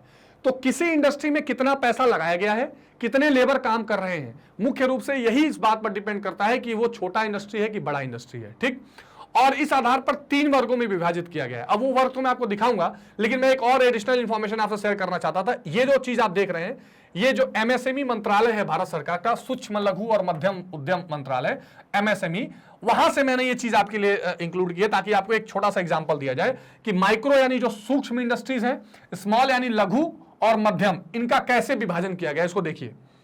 तो अब देखिए, अगर कोई इंडस्ट्रीज, पहले इसका अलग रेट था, लेकिन अब देख लीजिए, पहले अगर अब कोई इंडस्ट्रीज अगर 1 करोड़ के आसपास तक का प्लांट एंड मशीनरी इस्तेमाल करती है, 1 करोड़, और उसका टर्नओवर 5 करोड़ तक है एनुअल, तब वो माइक्रो या सूक्ष्म मानी जाएगी। यानी 1 करोड़ तक का वो मशीनरी लगा सकती है, 5 करोड़ तक का टर्नओवर। इसके अलावा लघु जो स्मॉल है, अगर 10 करोड़ तक का निवेश है और 50 करोड़ तक का क्या होना चाहिए, टर्नओवर, यानी उसका लेन देन हो रहा है, प्रॉफिट की बात नहीं हो रही, लेन देन टर्नओवर, तो वो स्मॉल कही जाएगी। और अगर 50 करोड़ तक का इन्वेस्टमेंट है और 250 करोड़ तक का क्या हो रहा है, उसमें लेन देन हो रहा है, तो वो मीडियम या मध्यम कही जाएगी। तो सूक्ष्म लघु और मध्यम उद्यम का डेफिनेशन ये भारत सरकार के वेबसाइट के हिसाब से मैं आपको बता रहा हूं, जो आप ध्यान में रखेंगे, या ये कॉम्पिटिटिव एग्जामिनेशन में भी बहुत पूछा जाता है। 1 करोड़ निवेश, 10 करोड़ निवेश, 50 करोड़ निवेश, टर्नओवर पे आ जाए 5 करोड़, 50 करोड़, 250 करोड़। तो ये बड़ा महत्वपूर्ण है, इसको ध्यान रखिए। अगर प्लांट एंड मशीनरी में 1 करोड़ रुपया लगाया गया और 5 करोड़ तक का इसमें क्या है, टर्नओवर है, तो ये माइक्रो है। अगर 10 करोड़ लगाया गया और 50 करोड़ तक का है तो वो स्मॉल है, और 50 लगाया गया और 250 कर दिया गया तो ये क्या हो जाएगा, मीडियम हो जाएगा। ये 1:5 का रेशियो चलता है ना, ये आपको याद नहीं करनी है। 1 करोड़ याद रख लीजिए, उसके इंटू 5 कर दीजिए, 5 करोड़ का टर्नओवर। 10 करोड़ याद रख लीजिए, इंटू 5 कर दीजिए, 50 करोड़ का टर्नओवर। और 50 करोड़ याद रख लीजिए, इंटू 5 कर दीजिए, 250 करोड़ तक का टर्नओवर। ठीक है, तो एक तो ये विभाजन है बड़ा महत्वपूर्ण। ठीक, इसके अलावा जो चैप्टर के हिसाब से हमें और देखना है कि आकार के आधार पर जो 3 वर्गीकरण किए गए हैं, इसमें मुख्य रूप से पहला कॉटेज इंडस्ट्रीज, ये बहुत स्मॉल में आ जाएगी। कॉटेज इंडस्ट्रीज का मतलब होता है कुटीर उद्योग। अब ये ऐसे उद्योग होते हैं जो अक्सर आपको गांव में कभी आपने देख लिए होंगे, जो घर पे बैठ के 2-4 लोग, घर के सदस्य, फैमिली मेंबर्स मिलकर कर लेते हैं। जैसे एक शब्द इस्तेमाल होता है अक्सर दौरी, है ना, छोटे छोटे जो डोंगे बनाए जाते हैं, ठीक है, बांस के, ये घर के लोग बैठ के कर लेते हैं। मिट्टियों के जो बर्तन बना दिए जाते हैं, कॉटेज इंडस्ट्रीज, यानी घर पे छोटी मोटी कढ़ाई का काम, हैंडीक्राफ्ट का काम हो जाता है। तो जो घर के सदस्य कम पूंजी लगाकर छोटे छोटे काम करते हैं, ये कुटीर उद्योग होते हैं। और भारत में पहले कुटीर उद्योग बहुत ज्यादा उन्नतशील थे, पहले बहुत ज्यादा विकसित थे, जो अंग्रेजी शासन में बहुत ज्यादा एक तरह से नष्ट कर दिए गए। और जो एक कहते हैं ना ग्रामीण अर्थव्यवस्था, या जिसको कहते हैं कि विलेज इकोनॉमी, ये कुटीर उद्योग उसका एक बहुत बड़ा बैकबोन है। इसलिए गवर्नमेंट बार बार ये कोशिश करती है और हमारे कॉन्स्टिट्यूशन के डीपीएससी में भी लिखा गया है कि इस तरह के कॉटेज इंडस्ट्रीज को हम बढ़ावा देंगे, है ना, क्योंकि ये क्या है, ये बैकबोन हो जाती है रूरल इकोनॉमी की। गांव के लोग छोटे छोटे ऐसे काम करके अपनी जीविका चला लेते हैं। ठीक, ये सबसे छोटी यूनिट या छोटी इकाई है उद्योग की, और इसके अंतर्गत वस्तुएं जो है वो स्थानीय कच्चे माल का प्रयोग करके कर लेते हैं। मान लीजिए कि जैसे अगर वहां पर फूलों की खेती हो रही है, उसे माला बना लेना, ये कॉटेज इंडस्ट्रीज का पार्ट हो जाएगा। बांस है, उसे छोटे छोटे दौरी जैसी चीजें बना लेना। इस उद्योग में अधिकांश कार्य परिवार के सदस्य करते हैं और मशीन का उपयोग इसमें नहीं किया जाता है। बिल्कुल नॉन मैकेनाइज्ड चीज है, बिल्कुल उसमें मशीनों की जरूरत नहीं पड़ती है। हाथ की कलाकारी, पेंटिंग, हथकरघा, है ना, मिट्टी हाथ से बनाना, छोटे छोटे एक दो लोग मिलकर काम करते हैं। बिल्कुल कम एक तरह से इन्वेस्टमेंट या कम इसमें लागत लगाकर, कम इसमें निवेश करके हम क्या कर सकते हैं, इस तरह के उद्योगों को डेवलप कर सकते हैं। ठीक, एक तो ये बड़ा महत्वपूर्ण पार्ट है। अब इस कुटीर उद्योग के बाद देखते हैं और क्या चीजें वर्गीकरण में आती हैं। अच्छा, इसमें जैसे ये एग्जांपल आप देख लीजिए, देख रहे हैं ये बांस की ये चीजें बनाई जा रही हैं, सामान रखने वाली टोकरियां जो होती हैं बेसिकली, तो ये कुटीर उद्योग में आ जाएंगी। उस उद्योग पर पूंजी और यातायात का प्रभाव नहीं पड़ता। मतलब इसमें ऐसा रॉ मटेरियल नहीं चाहिए कि आपको बहुत ज्यादा ट्रकों में ढो के रॉ मटेरियल लाना है, तो परिवहन की भी बहुत जरूरत नहीं पड़ती। एग्जाम्पल के लिए दरी बनाना, चटाइयां बनाना, कपड़े, मछली पकड़ना, है ना, टोपियां बनाना, सूत, रेशम, पटसन, चीनी मिट्टी के बर्तन आदि, ये सारे इसके उद्योग हैं। तो बढ़िया एग्जाम्पल आप इसको देख सकते हैं। ये अक्सर आप छोटे छोटे उद्योग देख सकते हैं, हैंडीक्राफ्ट देख सकते हैं, जो कुटीर उद्योग में आते हैं। यूरोप तथा उत्तरी अमेरिका के विकसित देशों में कुटीर उद्योग का चलन बिल्कुल नहीं है, क्योंकि वहां पर सब कुछ मैकेनाइज्ड है, मशीन बेस्ड है। लेकिन भारत में है। एशिया, अफ्रीका और दक्षिणी अमेरिका के अधिकांश देशों में इसका प्रचलन है। ठीक है, समझ गए आप बात। तो दक्षिण अमेरिका जो नीचे के देश हैं, जैसे उत्तरी अमेरिका का कॉन्टिनेंट ऊपर है, अभी मैं आपको वर्ल्ड मैप में भी दिखा दूंगा, और दक्षिण अमेरिका में जिसमें मैक्सिको जैसे जिसमें अर्जेंटीना जैसे देश हैं, Uruguay, Paraguay, Suriname, Brazil, Bolivia, है ना, अर्जेंटीना, ये सारे देश उसमें हैं। तो फ्रेंच गिना, तो ये सारे जो देश हैं ये दक्षिण अमेरिका में आते हैं। और किस तरह के ये उद्योग है, चटाई, कपड़ा, मछली पकड़ना, दरियां, टोपियां, ये सारी चीजें इसमें आ जाती हैं। ठीक है, तो ये महत्वपूर्ण है, इंपॉर्टेंट है, ध्यान रखेंगे। अब इसके बाद आता है लघु उद्योग, स्मॉल स्केल इंडस्ट्रीज। तो इन्हें क्या कहते हैं, छोटे पैमाने का उद्योग, यानी स्मॉल स्केल की इंडस्ट्रीज कही जाती है। या कुटीर उद्योग धंधे का विस्तृत रूप है। इस उद्योग में मशीनों का प्रयोग होने लगा है। ठीक, यानी जैसे ही हम क्या करते हैं, थोड़ा सा घर के माहौल से निकल के, पारिवारिक बिजनेस से निकल के, मतलब परिवार के लोग मिलकर जो काम कर रहे हैं उससे निकल के थोड़ा सा मशीनों की तरफ आते हैं, तो ये लघु उद्योग कहलाता है। इसमें ऐसा नहीं कि बहुत बड़ा बड़ा इन्वेस्टमेंट है, छोटी छोटी मशीन। जैसे एग्जाम्पल देख लीजिए, जैसे सिलाई मशीनें इस्तेमाल करके छोटे छोटे उद्योग बनाए जा रहे हैं, है ना, कुछ छोटी और मशीनें बनाकर, छोटे छोटे लूम बनाकर कपड़े बनाए जाते हैं। भारत सरकार की 1975 की स्वीकृत परियोजना के अनुसार 10 लाख की पूंजी, पहले देखिए पूंजी केवल 10 लाख की थी, बाद में इसे बढ़ाते बढ़ाते अब अभी जैसे आपको मैंने बताया 10 करोड़ तक कर दिया गया है। अगर 10 करोड़ तक का इन्वेस्टमेंट है, यानी ठीक है 10 करोड़ तक का निवेश, 10 करोड़ निवेश प्लांट एंड मशीनरी पर, और 50 करोड़ का टर्नओवर, 50 करोड़ का टर्नओवर मतलब होता है लेन देन, टोटल प्रॉफिट की बात नहीं होती है। ठीक, अगर ये है तो वो लघु उद्योग या स्मॉल स्केल इंडस्ट्रीज कही जाएगी। ठीक है, तो ध्यान रखेंगे। अब इसमें थोड़ा मशीनों का इस्तेमाल होने लगा है, ये महत्वपूर्ण है। चमड़े का सामान, गलीचे, बिजली और इलेक्ट्रॉनिक का सामान, ये सारे लघु उद्योग में आते हैं। ठीक है, छोटे छोटे रेडियो बनाना, ट्रांजिस्टर्स बनाना, छोटे छोटे ट्रांसफार्मर्स बनाना, है ना, चमड़े के बेल्ट बनाना, जूते बनाना, ये जिसमें थोड़ी मशीनों की भी जरूरत पड़ती है, ये सारी चीजें किसमें आ जाती हैं, इलेक्ट्रॉनिक के छोटे छोटे इक्विपमेंट्स भी बन जाते हैं इसमें। ये आ जाता है विनिर्माण उद्योग में, लघु उद्योग में। ठीक है, चलिए अब थोड़ा सा कुटीर उद्योग और लघु उद्योग का डिफरेंस देख लेते हैं। अक्सर ये क्वेश्चन पूछा जाता है कि भाई कॉटेज इंडस्ट्रीज और स्मॉल स्केल इंडस्ट्रीज का क्या अंतर है, या लघु उद्योग और कुटीर उद्योग में अंतर क्या है। तो कुटीर उद्योग में इससे एक बार आपका रिवीजन भी हो जाएगा।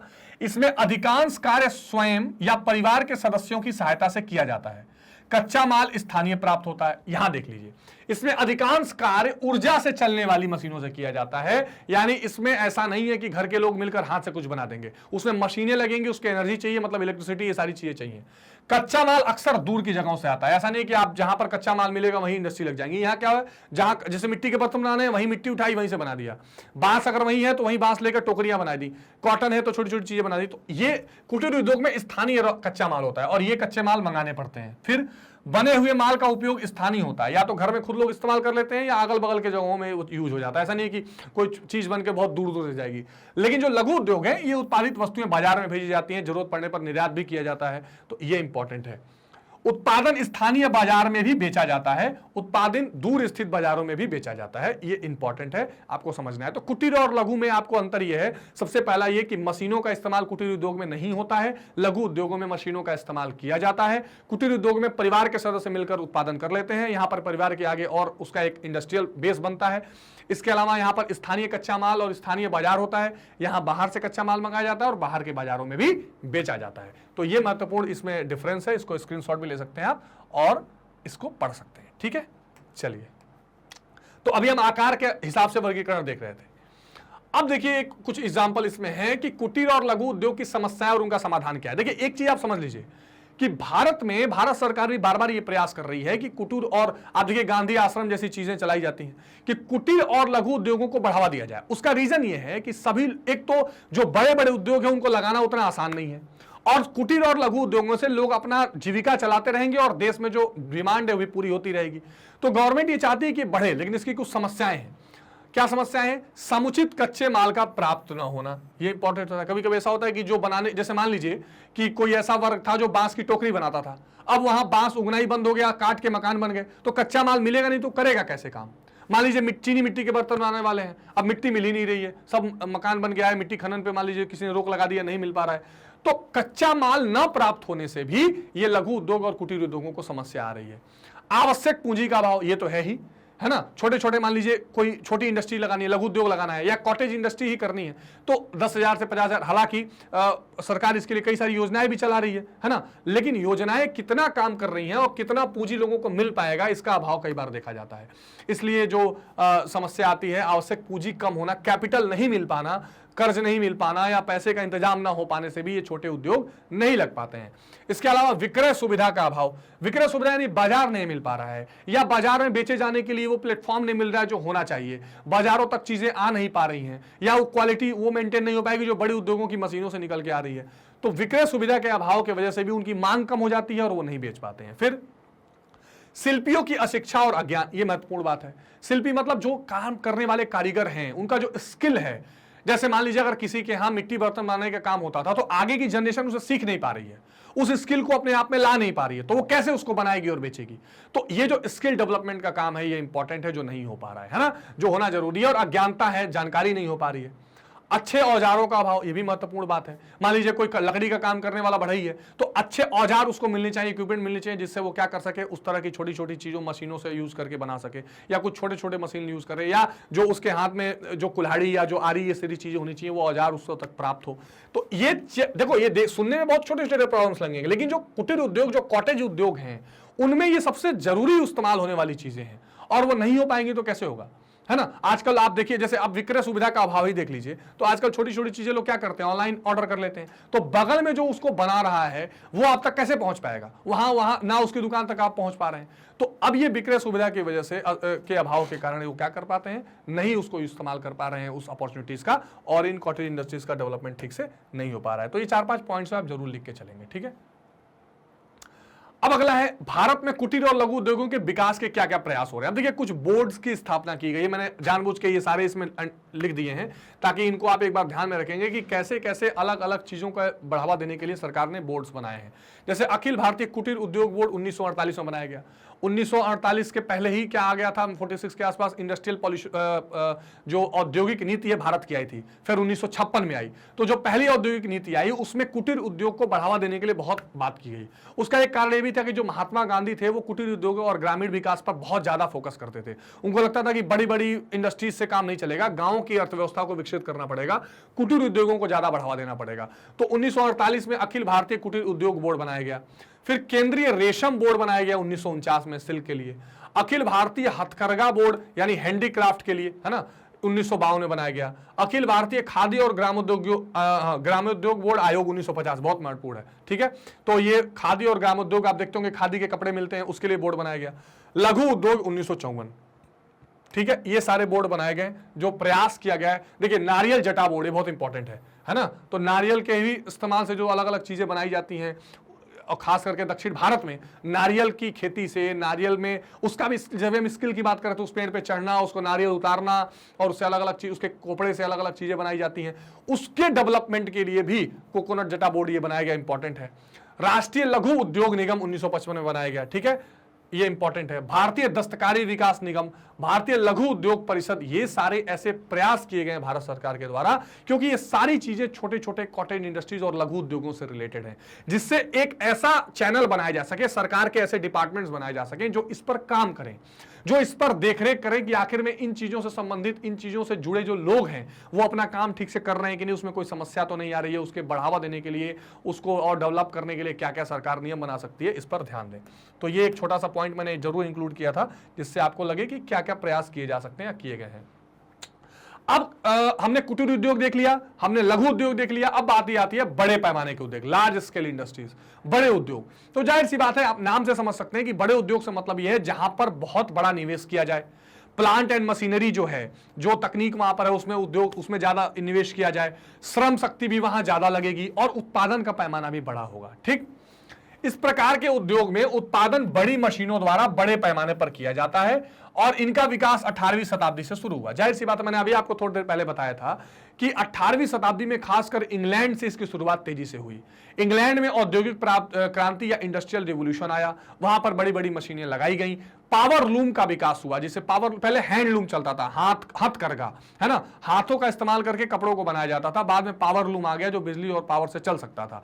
इसके बाद तेजी से इस तरह का इंडस्ट्रियल विकास देखा गया और बड़ी बड़ी मशीनें लगाकर बड़ी बड़ी फैक्ट्रीज का इस्तेमाल किया जाने लगा। इनमें कई प्रकार का कच्चा माल प्रयोग होता है जो दूरस्थ क्षेत्रों से मंगाया जाता है। जाहिर सी बात है, हो सकता है उसमें कलर डाला जाता हो, उसमें कलर भी चाहिए, कपड़ा भी चाहिए। जैसे एग्जांपल के लिए अब उसी समय का आप देख लीजिए कि पहले यहां से कॉटन जाने लगा इंग्लैंड, उसके बाद यहां पर दबाव बनाया जाने लगा कि इंडिगो की खेती की जाए, किसान नील की खेती करने लगे, वो नील कपड़ों में डाला जाता था। तो ये जो बड़ी बड़ी उद्योग होते हैं, इन बड़े उद्योगों में कई तरह के रॉ मटेरियल इस्तेमाल किए जाते हैं। जैसे मान लीजिए अगर कोई लैपटॉप बनाने वाली कंपनी बहुत बड़ी कंपनी है तो वो क्या करेगी, या मान लीजिए मारुति कार बनाना है बहुत बड़ी कंपनी है तो क्या करेगी, आयरन एंड स्टील भी मंगाएगी, उससे इक्विपमेंट बनाएगी, नट बोल्ट अलग जगह से मंगा के बनवाएगी, है ना, उसमें जो टायर के लिए रबड़ चाहिए वो अलग से मंगवाएगी। तो कई तरह के रॉ मटेरियल्स इसमें यूज होते हैं और ये इसलिए बड़े स्केल पर इसका मशीन भी लगाया जाता है और बड़े ही स्केल पर इस पर उत्पादन भी किया जाता है। ठीक है, तो ये बड़े पैमाने के उद्योग का बेसिक मतलब ये है। और इसमें कोई शक नहीं है कि अगर ये बड़े पैमाने पर उद्योग लगाए जाएंगे तो इसमें पूंजी ज्यादा लगेगी, पैसा ज्यादा लगेगा, कैपिटल ज्यादा लगेगा, लोग ज्यादा लगेंगे, तो इसमें अधिक पूंजी, अधिक मात्रा में चालक शक्ति यानी पावर ज्यादा चाहिए, यानी कि ज्यादा बिजली चाहिए, ज्यादा ईंधन चाहिए, है ना, अधिक संख्या में सर्व और कुशल श्रमिक, ये इंपॉर्टेंट है, स्किल्ड लेबर जिसको अंग्रेजी में कहते हैं, ये यहां बहुत जरूरी है। ठीक है, क्योंकि यहां पर एचआर भी चाहिए, यहां पर टेक्नीशियन भी चाहिए, यहां पर कंप्यूटर चलाने वाला भी चाहिए, यहां पर अकाउंट मेंटेन करने वाला भी चाहिए, है ना, और हर मशीन को चलाने वाला इंसान चाहिए, इंजीनियर्स यहां ज्यादा चाहिए, है ना, बड़े बड़े इंडस्ट्री है तो इंजीनियर चाहिए जो उनको देखेंगे। और उद्योगों का विशिष्टीकरण और उत्तम प्रबंधन की आवश्यकता होगी, इसलिए मैनेजमेंट चाहिए, मैनेजर्स यहाँ चाहिए जो पढ़े लिखे हों, इंजीनियर्स चाहिए जो उस टेक्निकल काम को समझ सकें। तो ये एक बहुत बड़ा विस्तृत क्षेत्र हो जाता है। विकसित देश विशेषकर संयुक्त राज्य अमेरिका, यूएसए, जापान, फ्रांस, रूस, जर्मनी, वहां पर इन क्षेत्रों का, इन इंडस्ट्रीज का ज्यादा बोलबाला है, ज्यादा ये बने हुए हैं और इसीलिए दुनिया भर के देश इन देशों से महत्वपूर्ण चीजों को आयात भी करते हैं और इसलिए इनकी अर्थव्यवस्था और ज्यादा विकसित है।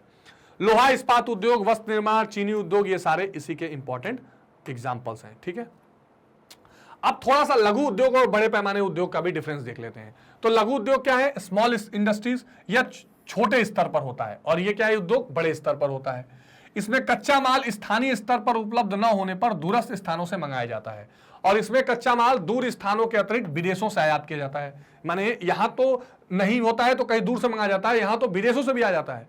कई तकनीक होंगी जो विदेश से आ जाएंगे, अगर लेबर्स की स्किल्ड लेबर की जरूरत पड़ेगी विदेश से आ जाएंगे, कुछ ऐसी चीजें जो उसमें वहां लगानी जरूरी है तो विदेश से भी मंगाई जाएंगी, ये इंपॉर्टेंट है। इसमें कम पूंजी और श्रम की आवश्यकता होती है, इसमें अधिक पूंजी और अधिक श्रम की आवश्यकता होती है। इसमें तो बट नेचुरल बात है, मैंने शुरू में आपको बताया कि भाई ज्यादा मशीन लगेगी, ज्यादा टैलेंट की जरूरत होगी, ज्यादा इक्विपमेंट की जरूरत होगी, तो लेबर भी ज्यादा लगेगा, कैपिटल भी ज्यादा लगेगा। इसमें शक्ति चालित साधारण मशीनों का प्रयोग होता है ना, और इसमें आधुनिक और स्वचालित मशीनों का इस्तेमाल होता है। ऐसी मशीनें भी हैं जो खुद चल रही हैं, ऐसी मशीनें हैं जो बहुत ज्यादा टेक्निकल एडवांस वाली मशीनें हैं, है ना। इसमें बने हुए माल की गुणवत्ता पर विशेष ध्यान नहीं दिया जाता। हाँ, लघु उद्योग जो होते हैं इसमें क्वालिटी इतनी ज्यादा इंपॉर्टेंट नहीं है, बना के बेचना है, लेकिन इसमें तो क्वालिटी बहुत इंपॉर्टेंट है। इसीलिए यहां पर एक हर इंडस्ट्री में क्विसी होता है, क्वालिटी चेक। आपने देखा होगा कई बार आपके घर में कुछ चीजें आती हैं तो उस पर लिखा होता है चेक्ड, क्वालिटी ओके, है ना। तो क्वालिटी कंट्रोल की एक टीम बनाई जाती है जो बाकायदा इसको चेक करती है, इस पर ध्यान रखती है, इस पर सुपरविजन करती है। उत्पादित माल बाहर के बाजार में बेचा जाता है, उत्पादित माल का निर्यात किया जाता है। मतलब बड़े पैमाने के जो उद्योग हैं यहां भी बेचे जा सकते हैं, लेकिन ज्यादातर इनका निर्यात या एक्सपोर्ट किया जाता है, जिससे दुनिया भर की मांग को पूरा किया जा सके। तो ये लघु उद्योग और बड़े पैमाने के उद्योग में अंतर है, इसीलिए अलग अलग इंपॉर्टेंस है, अलग अलग टारगेट है ऑडियंस का या लोगों का, है ना, या जो उसको यूज करने वाले लोग हैं, तो इसीलिए अलग मंत्रालय भी इनका, भारी उद्योग का मंत्रालय भारत सरकार में अलग है, लघु उद्योग स्मॉल माइक्रो इनका अलग है। तो ये इंपॉर्टेंट डिफरेंस है जो आपको ध्यान रखना है आपकी परीक्षा के दृष्टिकोण से भी। लार्ज स्केल यानी जो 3 आपका वर्गीकरण था, जो आकार के आधार पर इंडस्ट्रीज का वर्गीकरण था, उसमें एक क्या आपने देखा, लघु और कुटीर, फिर बड़ा पैमाने का उद्योग। ठीक है, अब देखिए पहला हमने क्लासिफिकेशन कर लिया कि आकार के आधार पर अगर इंडस्ट्रीज का वर्गीकरण किया जाए तो उसमें कुटीर उद्योग, लघु उद्योग और बड़े स्तर का उद्योग, 3 हमने देख लिया। अब दूसरा हमको करना है कच्चे माल पर आधारित उद्योग, है ना, यानी अगर रॉ मटेरियल्स के हिसाब से, रॉ मटेरियल को ध्यान में रखते हुए अगर उद्योगों का वर्गीकरण या क्लासिफिकेशन करना जाए तो किस किस तरह के उद्योग हो सकते हैं। तो एक कृषि आधारित उद्योग हो सकते हैं, यानी बेस्ड ऑन एग्रीकल्चर, जिसको अंग्रेजी में कहते हैं एग्रो बेस्ड इंडस्ट्रीज, बहुत महत्वपूर्ण है, एग्रो बेस्ड इंडस्ट्रीज। आजकल आप बहुत नाम सुनते होंगे, मेगा फूड पार्क का, फूड प्रोसेसिंग इंडस्ट्रीज का, ये सब इसी का पार्ट है। देखेंगे खनिज आधारित यानी मिनरल बेस्ड, ठीक है, मिनरल बेस्ड इंडस्ट्रीज, ऐसे उद्योग जहां पर मिनरल्स का इस्तेमाल किया जाए, जो हमारे मिनरल्स मिल रहे हैं, संसाधन मिल रहे हैं, उनका इस्तेमाल करके वो इंडस्ट्री चलाई जाए। पशुओं पर आधारित एनिमल बेस्ड, है ना, जैसे चमड़े का उद्योग, एनिमल बेस्ड इंडस्ट्रीज, ठीक है जी। वनों पर आधारित फॉरेस्ट बेस्ड, इसमें बहुत सारी फार्मास्यूटिकल्स कंपनीज भी, जो दवाइयां की कंपनी वो भी आती हैं, फॉरेस्ट बेस्ड इंडस्ट्रीज, ठीक है। रसायन आधारित यानी केमिकल बेस्ड इंडस्ट्रीज, ये भी इंपॉर्टेंट है, केमिकल बेस्ड, ये भी, इसमें भी दवाइयों की इंडस्ट्रीज आती हैं और बहुत सारी, ठीक है। तो ये है कच्चे माल पर आधारित वो इंपॉर्टेंट उद्योग जिनका वर्गीकरण हम करते हैं, यानी वो जब अपना प्रोडक्शन करते हैं, जब उत्पादन करते हैं, तो किस तरीके का कच्चा माल इस्तेमाल करते हैं। क्या वो कृषि पर आधारित कच्चा माल इस्तेमाल करते हैं, क्या वो रसायन पर आधारित कच्चा माल इस्तेमाल करते हैं, क्या वो वनों पर आधारित है, क्या वो पशुओं पर आधारित है। ये बड़ा महत्वपूर्ण पार्ट है, आइए इसको थोड़ा देखते हैं, ठीक है। ये आप टेबल, ठीक है, इसको आप स्क्रीनशॉट ले सकते हैं।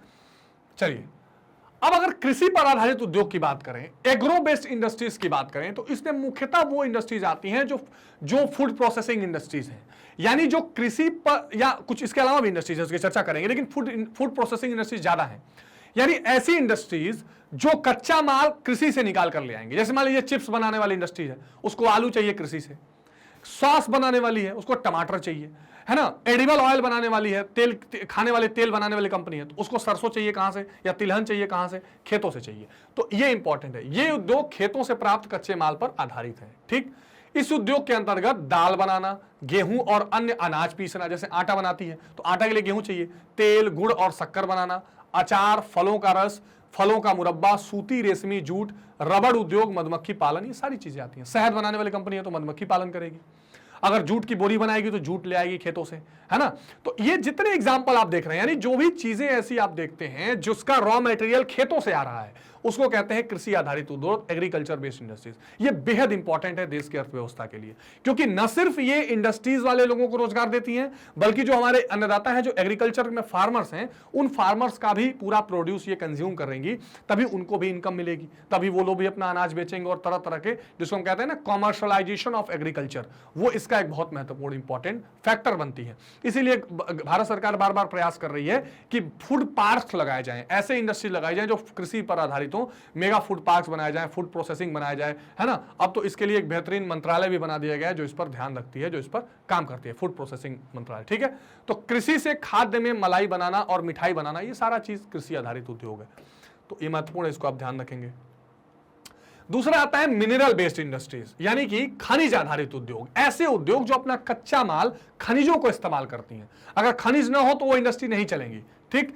तो इनको कई भागों में बांटा जाता है। अलौह धातु उद्योग एक तो इनको कहा जाता है, ये एल्यूमिनियम और तांबे वाला आधारित है जिसमें लौह नहीं है, और एक लौह धातु है जिसमें लोहा, इस्पात यानी स्टील, भारी मशीनें, औजार वाली चीजें, मोटर गाड़ी उद्योग, रेल इंजन उद्योग, ये सारा लौह उद्योग में आती है। यानी बिना लोहे वाली खनिज और लोहे वाली खनिज। तो एल्यूमिनियम और तांबा ये बेसिकली जो आप कह सकते हैं इलेक्ट्रिक इक्विपमेंट्स बनते हैं उसमें इनका बहुत इस्तेमाल होता है।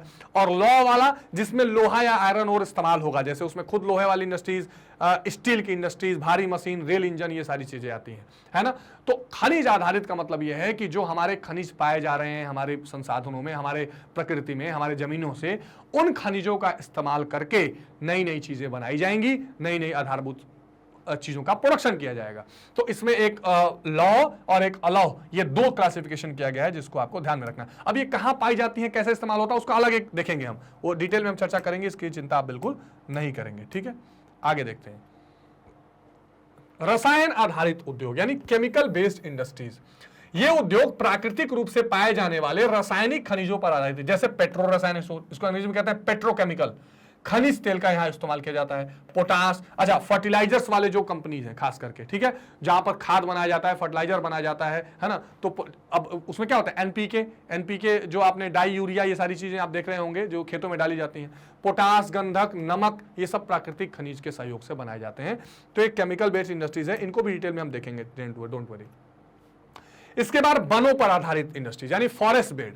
तो ये उद्योग वनों से प्राप्त गौण और मुख्य उपजों पर आधारित, जैसे पेड़ों से कागज बनाया जाता है ना, लुगदी उद्योग, जो माचिस बनाई जाती है। इसके अलावा वनों में और कुछ चीजें मिलती है, जिससे कुछ दवाइयां भी बनती हैं। केमिकल वाले में भी आप दवाई या फार्मास्यूटिकल इंडस्ट्रीज को डाल सकते हैं, वनों पर भी डाल सकते हैं। तो वनों से निकलकर ये तरह तरह के नए नए इंपॉर्टेंट फर्नीचर्स, ये सारी चीजें क्या करना है, ये किससे बनेंगी, ये वनों पर आधारित इंडस्ट्रीज हैं और वनों का उपयोग करके बनाई जाती हैं। पशु आधारित यानी एनिमल बेस्ड इंडस्ट्रीज, इस वर्ग में वे उद्योग सम्मिलित हैं जिनमें पशुओं से संबंधित सामग्री का इस्तेमाल किया जाता है, जैसे दुग्ध उद्योग, है ना, जो भी आप डेयरी का उद्योग चलता है वैसे चलता है, मक्खन का, है ना, ऊन यानी मांस, ये सारी चीजें कहां से आएंगी, ऊन कहां से आएगा, कई बार देखते हो भेड़ों से निकाला जाता है वो वूल जिसको कहते हैं, वो सारी चीजें कहां से आएंगी, पशुओं से आधारित हैं। चॉकलेट की इंडस्ट्रीज, मिठाई की इंडस्ट्रीज, दुग्ध उद्योग, ये सब कुछ पशु आधारित उद्योग है। तो इसमें रॉ मटेरियल्स कौन यहां से इस्तेमाल किया जाता है, पशुओं द्वारा किया जाता है। और इसलिए डेयरी इंडस्ट्री बहुत तेजी से डेवलप भी हो रही है और दुनिया के बड़े अच्छे से देश ऑस्ट्रेलिया, नीदरलैंड, ये बहुत आगे हैं डेयरी उद्योग में, ठीक है। इसके अलावा आता है कि उत्पादित आधारित उद्योग, इंडस्ट्रीज बेस्ड प्रोडक्ट।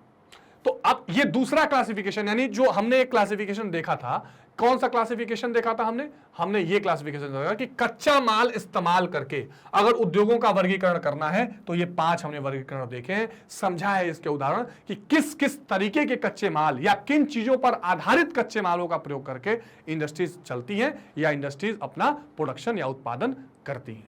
तो अब कुछ और क्लासिफिकेशंस देख लेते हैं कि किन आधारों पर और जो है उद्योगों को थोड़ा सा रखा गया है। अब देखिए, एक आता है इंडस्ट्रीज बेस्ड ऑन प्रोडक्ट, उत्पादित आधार उद्योग, यानी जो उत्पादन हो रहा है वो किस तरीके का हो रहा है और उस पे जो आश्रित उद्योग है वो कौन कौन से किस तरह के हैं। तो उत्पादों के स्वरूप के आधार पर उद्योगों का वर्गीकरण निम्न प्रकार से किया गया है। तो उसमें सबसे पहले आता है आधारभूत उद्योग, जिसको कहते हैं बेसिक इंडस्ट्रीज। अब देखिए, आधारभूत उद्योगों का मतलब क्या है, आपको यह पता है कि 2 तरह की वस्तुएं उत्पादित की जाती है, मुख्यतः, और तो कई तरह की हैं लेकिन 2 तरीके की होती हैं। एक होती है मध्यवर्गीय वस्तुएं या मध्यवर्ती वस्तुएं, इंटरमीडिएट गुड्स, यानी ऐसी वस्तुएं जिनका उत्पादन तो किया जाता है मगर उसका डायरेक्ट उपभोग जनता नहीं करती है, उसके इस्तेमाल करके कुछ और उत्पादन कराया जाता है। जैसे मान लीजिए छोटे नट बोल्ट्स बना दिए गए, उन नट बोल्ट्स को यूज करके फिर कार को कसा जाएगा और कार का उत्पादन होगा, या कोई भी ऐसी चीज जिसका उत्पादन आगे के उत्पादन में प्रयोग करने के लिए किया जाता है, वो जनरली क्या होती है, वो आधारभूत उद्योगों का पार्ट बनती है। वो क्या होती है, बेसिक इंडस्ट्रीज का पार्ट बनती है। अब देखिए, इन उद्योगों में उत्पादित वस्तुओं का प्रयोग अन्य प्रकार के उत्पादन प्राप्त करने में किया जाता है। जैसे लोहा इस्पात उद्योग में मशीनें बनाई जाती हैं, जाहिर सी बात है कई मशीनें होंगी, तो मशीन जैसे आयरन एंड स्टील इंडस्ट्री जो होगी उसमें बड़ी बड़ी मशीन बनाई जाएगी, तो वो जो इंडस्ट्री होगी वो आधारभूत इंडस्ट्री होगी।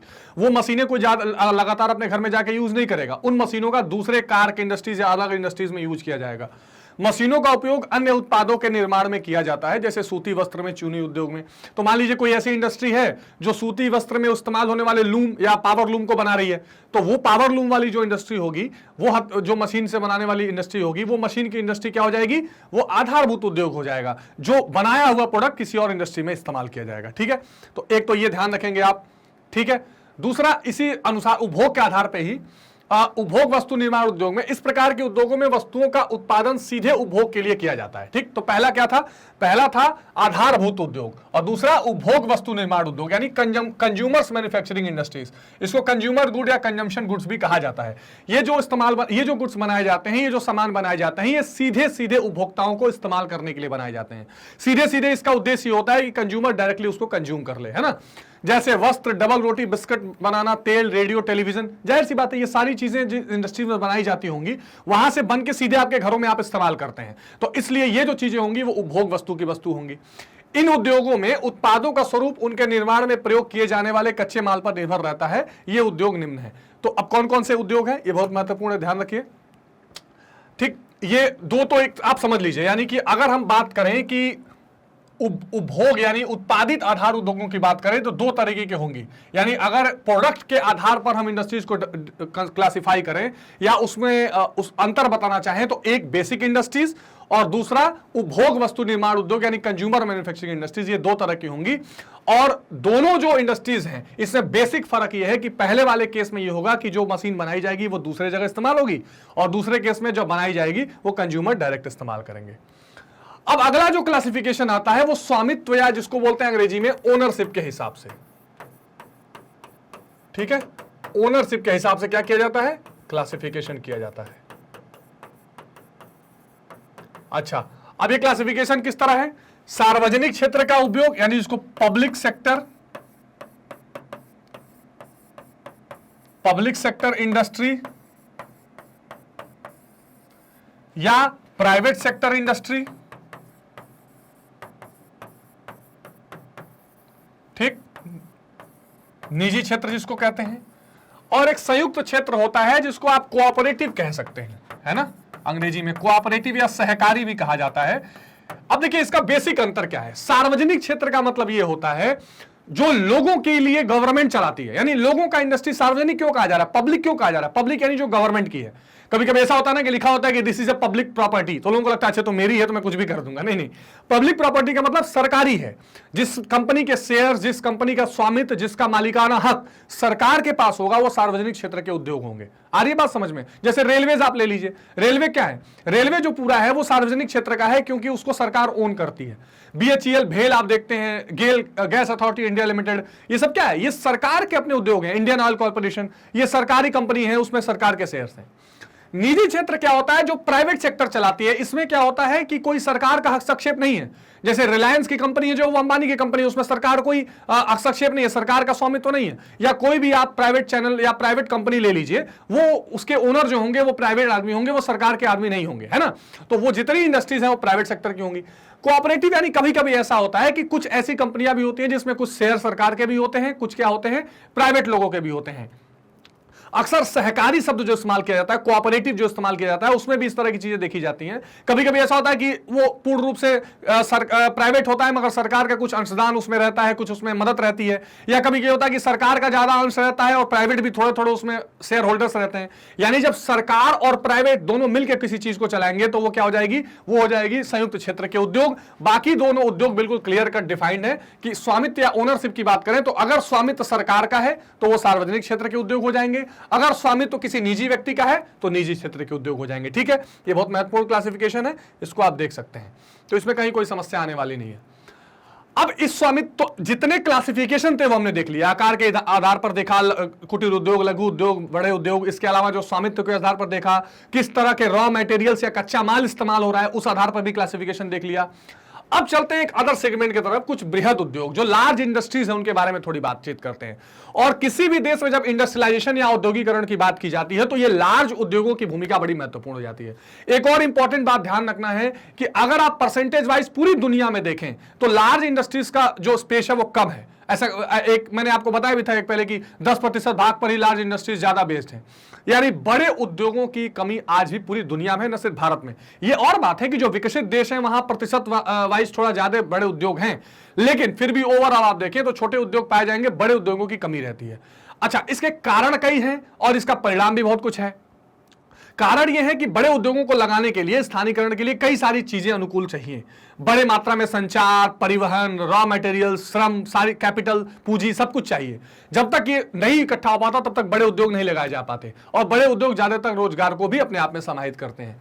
और बड़े उद्योगों में अगर बात की जाती है तो सबसे इंपॉर्टेंट नाम लोहा और इस्पात यानी आयरन एंड स्टील इंडस्ट्रीज का आता है, क्योंकि आयरन एंड स्टील इंडस्ट्री जैसी इंडस्ट्रीज है जो बड़े बड़े चीजों का निर्माण करती है ना, आप समझ रहे हैं। बड़े बड़ी मशीनें बनानी है, बड़ी बड़ी गाड़ियां बनानी है, बड़े बड़े इक्विपमेंट्स बनाने हैं, तो यहां पे आयरन एंड स्टील इंडस्ट्रीज का बड़े बड़े ब्रिजेस बनते हैं, उसमें बड़ी बड़ी टेक्निकल चीजें लगाई जाती हैं, मेट्रो जैसी चीजें बनाई जाती हैं। तो क्या है, आयरन एंड स्टील इंडस्ट्रीज का इसमें सबसे महत्वपूर्ण रोल है। इसलिए बृहद उद्योग या लार्ज इंडस्ट्रीज में, अच्छा एक तो लार्ज इंडस्ट्रीज मैंने आपको शुरू में भी बताया था कि जिसमें पूंजी ज्यादा लगे, जिसमें निवेश हो ज्यादा, जिसमें श्रम ज्यादा लगे और बड़े पैमाने पर प्रोडक्शन किया जाए, उसको हम लार्ज स्केल इंडस्ट्रीज में रखते हैं। उसका सबसे अच्छा एग्जांपल लोहा और इस्पात इंडस्ट्रीज है।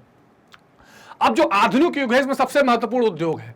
अच्छा, लोहे और इस्पात के द्वारा न केवल अन्य उद्योगों के लिए मशीन, पुर्जे और यंत्र बनते हैं, बल्कि खेती के लिए औजार, मोटर, इंजन और घरेलू चीजें भी बनाई जाती है। इसमें कोई दिक्कत नहीं है, इसमें कोई कंफ्यूजन नहीं होनी चाहिए, क्योंकि आप देखिए आपके डेली लाइफ हो या आपका बिजनेस हो या कृषि हो या फिर उद्योग हो, कोई ऐसा क्षेत्र नहीं है जहां पर आयरन और स्टील यानी कि लोहा और इस्पात की जरूरत ना हो। इसलिए इतना ज्यादा इसकी रिक्वायरमेंट है, इतनी ज्यादा इसकी मांग है कि आयरन एंड स्टील इंडस्ट्रीज एक बड़ा इंडस्ट्रीज बन के उभरता है। और इसमें पूंजी ज्यादा लगता है, इसमें श्रम भी ज्यादा लगता है। यह उद्योग उन्हीं स्थानों पर केंद्रित होता है जहां लोहा, कोयला, चूना, मैग्नीज आदि कच्चा माल पास में प्रचुर मात्रा में उपलब्ध हो।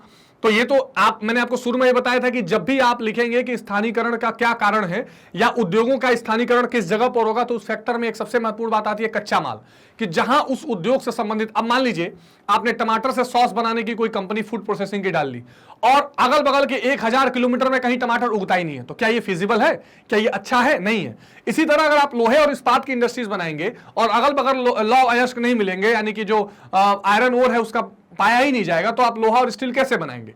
तो जहां पर लोहा, कोयला, चूना, कोयला भी एनर्जी के लिए चाहिए, ये सारी चीजें मिलती हैं, वहीं पर ये आयरन एंड स्टील इंडस्ट्रीज, ये देखिए कैसे सीट्स बनाए जा रहे हैं स्टील के और अलग अलग तरह चीजों के, तो ये लगाए जाते हैं। ठीक है। अच्छा, इसमें लौह अयस्क में अनेक अशुद्धियां होती हैं। लौह अयस्क बोलते हैं आयरन ओर, जो कच्चा लोहा होता है जो जमीन से निकाला जाता है, उसमें कई सारी इंप्यूरिटीज रहती हैं और उसी को साफ करके लोहा, फिर और साफ करके हम क्या निकालते हैं? स्टील बनाते हैं। इसको साफ करने के लिए लोहा अयस्क को चूना मिलाकर भट्टी में गर्म किया जाता है। ये देख रहे हैं आप, ये सारी चीजें जो हो रही हैं, फर्नेस, बड़े बड़े भट्ठे बनाए जाते हैं और उसमें डाला जाता है, उसको गर्म किया जाता है। तो चूना मिलना जरूरी है, लाइम जहां मिलेगा तो चूने में मिलाकर उसको गर्म किया जाता है और साफ किया हुआ लोहा, जिसको ढलवा लोहा या पिग आयरन कहते हैं, कहलाता है। यानी जो पहले मिलता है वो लौह अयस्क है और वहां से हम फिर क्या निकालते हैं? ढलवा लोहा यानी पिग आयरन निकालते हैं। लोहे को कड़े और मजबूत इस्पात में बदलने के लिए उसमें मैग्नीज, टंगस्टन, क्रोमियम आदि धातुएं मिलाई जाती हैं। बहुत इंपॉर्टेंट है, इसका आप क्रम समझ लीजिए, एग्जामिनेशन में भी आ सकता है और वैसे भी जानना जरूरी है। सबसे पहले क्या मिलता है? लौह अयस्क। ठीक है, ठीक है, लौह अयस्क पहले पाया जाता है। लौह अयस्क से हम क्या निकालते हैं? फिर ढलवा लोहा। ठीक है, उसको गर्म करके चूने के साथ मिलाते हैं। ठीक, उसको चूने के साथ मिलाते हैं और चूने के साथ मिलाकर उसमें से क्या निकालते हैं? ढलवा लोहा, जिसको कहते हैं पिग आयरन। ठीक है जी। और लास्ट में फिर हम कहां पहुंचते हैं? लास्ट में हम इससे स्टील बनाने की कोशिश करते हैं ना, यानी इस्पात बनाने की कोशिश करते हैं। और इस्पात के लिए फिर हम क्या करते हैं? इसमें इस्पात लास्ट में निकलता है और उसके लिए हम इसमें मैग्नीज, टंगस्टन, टंगस्टन बड़ा इंपॉर्टेंट है। आपने देखा होगा कि जो बल्ब जलती है, बल्ब में जो रेखा पतली सी, पहले 100 वाट के जो बल्ब आते थे वो पीले वाले, उसमें जो बनी रहती है रेखा वो टंगस्टन की रहती है जो जलती है। क्रोमियम, ये सारी धातुएं मिलाई जाती हैं, तब हम लोहे से इस्पात या स्टील बना पाते हैं। आ रही बात समझ में? तो ये कभी कभी देखिए क्वेश्चन पूछने के लिए पूछ सकता है कि लोहे के बनने के पूरे प्रोसेस के बारे में समझाइए या स्टील बनने के प्रोसेस के बारे में समझाइए। तो मान लीजिए अति लघु पूछ दिया तो आप कहेंगे पहले लौह अयस्क को निकाला जाएगा, उसमें से अशुद्धियां उसको हटाया जाएगा, अशुद्धियों से हटाने के लिए उसे चूने में मिलाकर गर्म किया जाता है।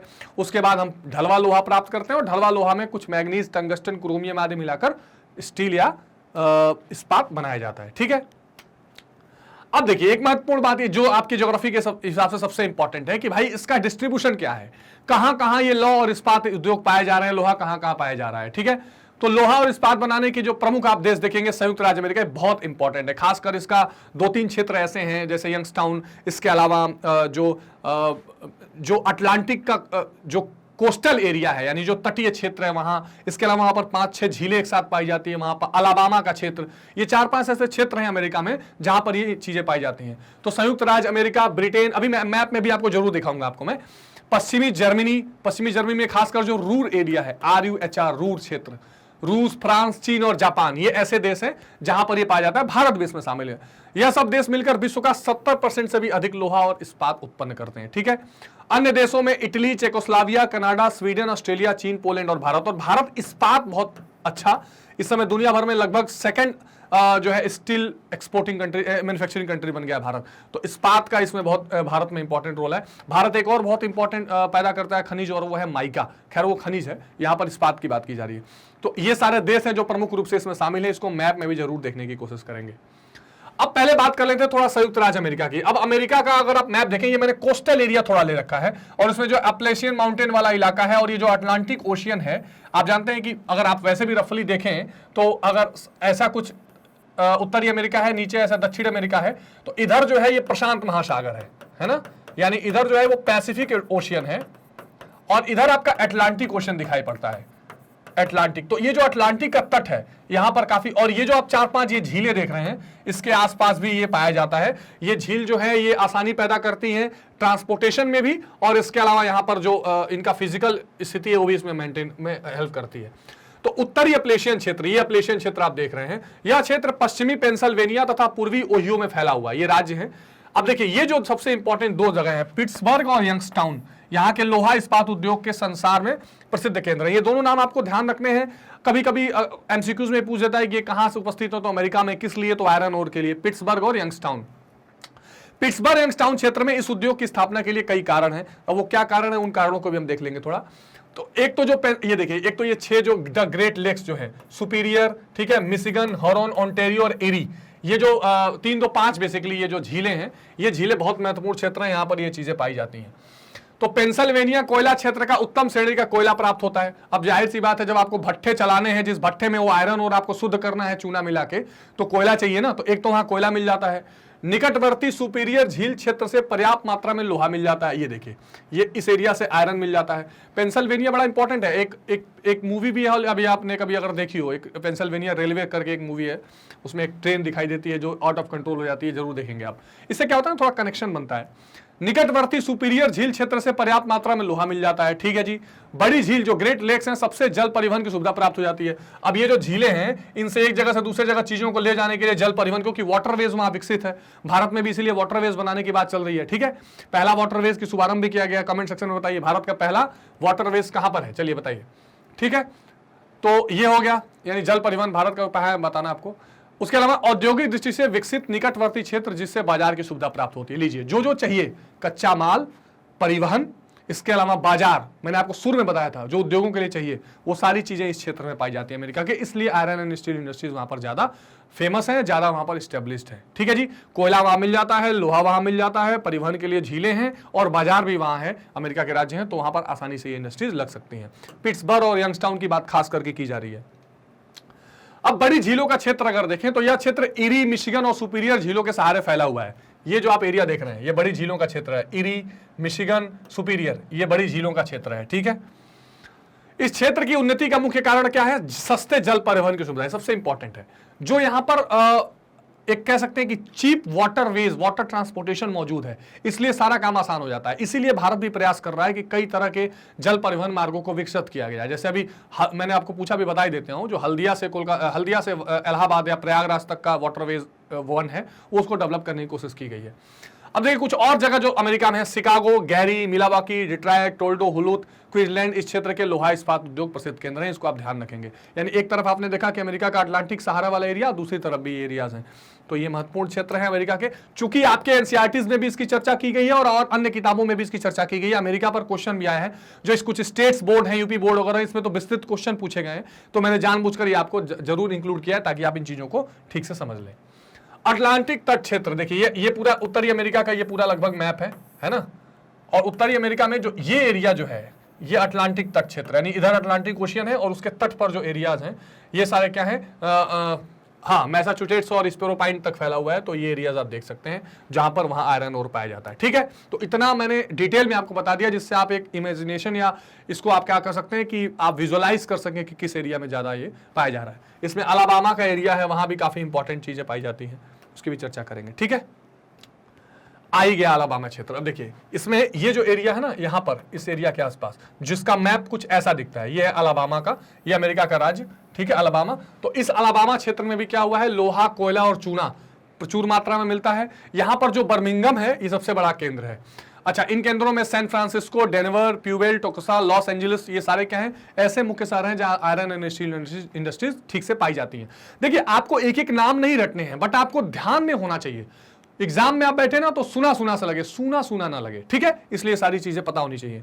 और इस क्षेत्र को व्योमिंग और पश्चिमी कोलोराडो से लोहा अयस्क और दक्षिणी कोलोराडो से कोयला मिल जाता है। देखिए बताने का क्या प्रयास किया जा रहा है कि जो 3-4 चीजें महत्वपूर्ण है वो मिलनी चाहिए। कोयला उनको चाहिए, वो मिल जा रहा है, ठीक है, दक्षिणी कोलोराडो से। उनको क्या चाहिए, और इसके अलावा कोयला के अलावा लोहा चाहिए, लोहा भी मिल जा रहा है, लोहा अयस्क जो है, बाकी बाजार वहां है ही, तो इसलिए ये सारी चीजें वहां फैली हुई है। ठीक है, चलिए अब देखिए, अब अभी हमने अमेरिका को देखा कि अमेरिका एक महत्वपूर्ण लॉ और इस्पात के लिए इंपॉर्टेंट जगह है। इसके अलावा स्वतंत्र देशों का राष्ट्रकुल यानी कॉमनवेल्थ जो है, इंडिपेंडेंट देशों का, यह भी एक ऐसा एरिया है जहां पर क्या मिल रहा है, जहां पर लोहा और इस्पात ज्यादा पाया जा रहा है। ठीक है, इसमें कुछ देशों की बात करेंगे जो इंडिपेंडेंट हो चुके हैं लेकिन वो प्रोडक्शन करते हैं। तो अब ये विश्व का महत्वपूर्ण इस्पात उत्पादक क्षेत्र है, उसमें यूक्रेन क्षेत्र सबसे महत्वपूर्ण बात है। ठीक है ना, हालांकि ये भी सारे देश अलग अलग हैं, आप इनको एक में बिल्कुल मत समझिएगा। पहले कभी ये एक होकर सोवियत संघ हुआ करते थे। देखिए आप मैप में देख सकते हैं, ये वो क्षेत्र है यूक्रेन का। ठीक है, ये वो क्षेत्र है यूक्रेन का जो बहुत महत्वपूर्ण है और जो आपको पता होना चाहिए कि एग्जामिनेशन पॉइंट ऑफ व्यू से बहुत इंपॉर्टेंट है। तो ये आप हमेशा ध्यान रखेंगे, यूक्रेन का क्षेत्र, ये पूरा रशिया है।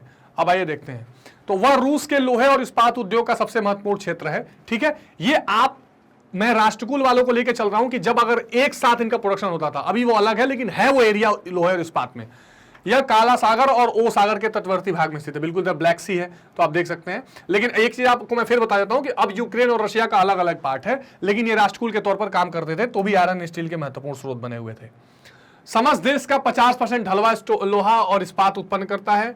यहाँ क्रीवो ईरान, स्टालिनग्राड, रोस्टेव, ओडेसा, जो आजकल बहुत न्यूज में आपने देखा होगा, जब से क्रीमिया एनेक्सेशन के बाद जब से यूक्रेन पर हमला हुआ है, ये सारे क्षेत्रों में बहुत ज्यादा अशांति फैली। कीव, ठीक है, राजधानी के तौर पर, सार्कोव, स्टोलिनो, यहाँ इंजीनियरिंग का सामान बनाया जाता है, तो मार्केट है, इसलिए वहां सारी चीजें इस्तेमाल हो जाती हैं। तो ये महत्वपूर्ण एक क्षेत्र ये आपने देख लिया। टुला क्षेत्र, अभी देखिए ये आप देख सकते हैं मॉस्को के आसपास, ये टुला क्षेत्र जो है, ठीक है, यह क्षेत्र मॉस्को के दक्षिण ओर फैला हुआ है। टुला के अतिरिक्त मॉस्को, गोर्गी, कोलामना आदि प्रसिद्ध केंद्र हैं। एक अरल यूराल क्षेत्र जिसको कहते हैं, तो यह क्षेत्र यूराल के दक्षिण में फैला हुआ है, ठीक है, अरल सागर। और इस क्षेत्र की साइबेरियाई की कारागंडा की खानों से कोयला प्राप्त होता है। ठंडी जगह है और रशिया के आसपास का क्षेत्र है, यहाँ भी कोयला की खाने हैं और यहाँ से भी फिर आयरन ओर की संभावना बन जाती है। मैं आपको एक एक करके टच करके चल रहा हूँ वन शॉट में, ताकि आपको चीजें ठीक से समझ में आ जाए। जर्मनी की बात करते हैं, ये एक बार फिर बहुत महत्वपूर्ण आयरन ओर के लिए इंपॉर्टेंट है, मिनरल्स के लिए इंपॉर्टेंट है। खास करके जर्मनी में जो रूर क्षेत्र है वो बहुत महत्वपूर्ण है, और जर्मनी में भी जो नदियां हैं वो नदियों से बहुत आराम से ट्रांसपोर्टेशन कराया जाता है और वो भी बहुत डेवलप फेज में है। तो संसार में लोहा और इस्पात उद्योग में जर्मनी का 6वां स्थान है। यह समस्त विश्व का लगभग 5% लोहा इस्पात उत्पाद करता है। इस्पात उद्योग के निम्नलिखित मुख्य क्षेत्र हैं। कौन कौन से क्षेत्र हैं भैया? रूर क्षेत्र जिसकी बात मैं कर रहा था। देखिए ये जो पश्चिमी आप देख रहे हैं जर्मनी, ये इलाकों में काफी यहाँ पर इंपॉर्टेंट पाया जाता है। ये 2/3 इस्पात तैयार होता है। इस क्षेत्र में रूर नदी के उत्तर की ओर ड्यूसबर्ग से डार्टमंड तक फैला हुआ है। ठीक, महत्वपूर्ण, रूर नदी को आप ध्यान रखें, कभी कभी क्वेश्चन पूछ देता है रूर क्षेत्र या रूर नदी कहाँ है, तो जर्मनी में है।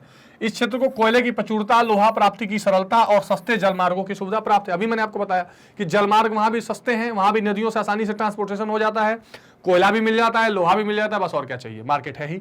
तो इसलिए ये काफी प्रचलित क्षेत्र है। ठीक है, इंपॉर्टेंट है जर्मनी का क्षेत्र, ध्यान रखेंगे, खासकर पश्चिमी जर्मनी। साइलेशिया क्षेत्र देख लीजिए, तो ये क्षेत्र पूर्वी भाग में स्थित है जर्मनी के ही, ठीक, पूर्वी भाग है ये, और इस क्षेत्र को कोयले की बड़ी सुविधा है। डेस्ट्रन और लिप्जिंग से प्रसिद्ध केंद्र है। ठीक है, इंपॉर्टेंट ध्यान, यानी जर्मनी का पूर्वी और पश्चिमी दोनों क्षेत्र, पूर्वी में रूर और पश्चिमी में साइलेशिया क्षेत्र। तो ये एक एक इंपॉर्टेंट वर्ड्स हैं जिनको आप ध्यान देके चलेंगे। ब्रिटेन अगेन वेरी इंपॉर्टेंट, और ब्रिटेन मैंने आपको बताया था कि 18वीं शताब्दी से ही इंडस्ट्रियल रिवोल्यूशन भी शुरू हो गया था। तो लोहा इस्पात का जो उद्योग है ब्रिटेन का बहुत विकसित है, प्रचुर मात्रा में बढ़िया कोयला मिलता है। देखिए कोयले की भी 3-4 तरीके हैं, 3-4 प्रकार हैं, जिसकी चर्चा हम अलग से मिनरल वाले चैप्टर में करेंगे, है ना। तो एंथ्रासाइड, बिटुमिनस, तो ये सारी चीजें हम डिटेल में कभी देखेंगे। तो प्रचुर मात्रा में बढ़िया कोयला मिलता है। ब्रिटेन के अधिकांश इस्पात के केंद्र समुद्र तटों पर स्थित है। समुद्र तट पे तो है ही, वहां से फिर पूरी दुनिया में ट्रांसपोर्टेशन और शिपिंग के हिसाब से बिजनेस चलता है, तो ब्रिटेन भी इंपॉर्टेंट है। अब ब्रिटेन में 4 प्रमुख जगह हैं, एक साउथ वेस्ट का क्षेत्र, उत्तरी पूर्वी तटीय क्षेत्र, दक्षिण यॉर्कशायर और काला प्रदेश। ये 4 इंपॉर्टेंट जगह हैं जिनको आप ध्यान रखेंगे। ये मैंने सिर्फ इंक्लूड किए हैं कि आपको पता होनी चाहिए किस क्षेत्र में, किस देश में क्या क्या है। आप स्क्रीनशॉट लेके भी इसको रख सकते हैं, देख सकते हैं। मैप वर्क में भी मैंने समझाया, आगे भी इसको डिटेल में करेंगे। फ्रांस, यहां लोहे की प्रचुरता है लेकिन कोयले की कमी है। थोड़ी सी फ्रांस की दिक्कत यहां आ जाती है कि क्योंकि देखो फर्नेसेस चलाने के लिए कोयले चाहिए, जो भट्टियां चलती हैं, उसकी थोड़ी कमी है। अब जापान सबसे इंटरेस्टिंग देखिए, यहां तो मतलब ये आयरन और मंगा के भी ज्यादा प्रोडक्शन कर लेते हैं, इनकी तो कलाकारी, वहां पर कोई ज्यादा नेचुरल रिसोर्सेस पाए नहीं जाते, लेकिन फिर भी ये बहुत ज्यादा स्टील और इसका प्रोडक्शन करते हैं। तो जापान में लोहा और कोयले दोनों की कमी है, फिर भी लोहा इस्पात उद्योग में बड़ा उन्नत देश है। अभी स्टील प्रोडक्शन में भारत ने इसको जस्ट छोड़ के सेकंड हुआ है, 3rd पे है अभी भी। आजकल विश्व का 3रा इस्पात उत्पादक देश है और यहां उद्योग आयात किए गए लौह अयस्क और कोयले पर निर्भर है। देखिए जो आयरन ओर है यानी लौह अयस्क है और जो कोयला है, दोनों इंपोर्ट करता है जापान, उसके बावजूद भी वो दूसरे तीसरे नंबर पर बना रहता है। ये इस देश की खूबी है और बहुत ही महत्वपूर्ण बात है। ठीक, इस उद्योग के सभी केंद्र समुद्र तट पर स्थित है। अब एक तो वो आइलैंड जैसा देश भी आपको पता है, कई आइलैंडों से बन के मिलके वो बना हुआ है ना।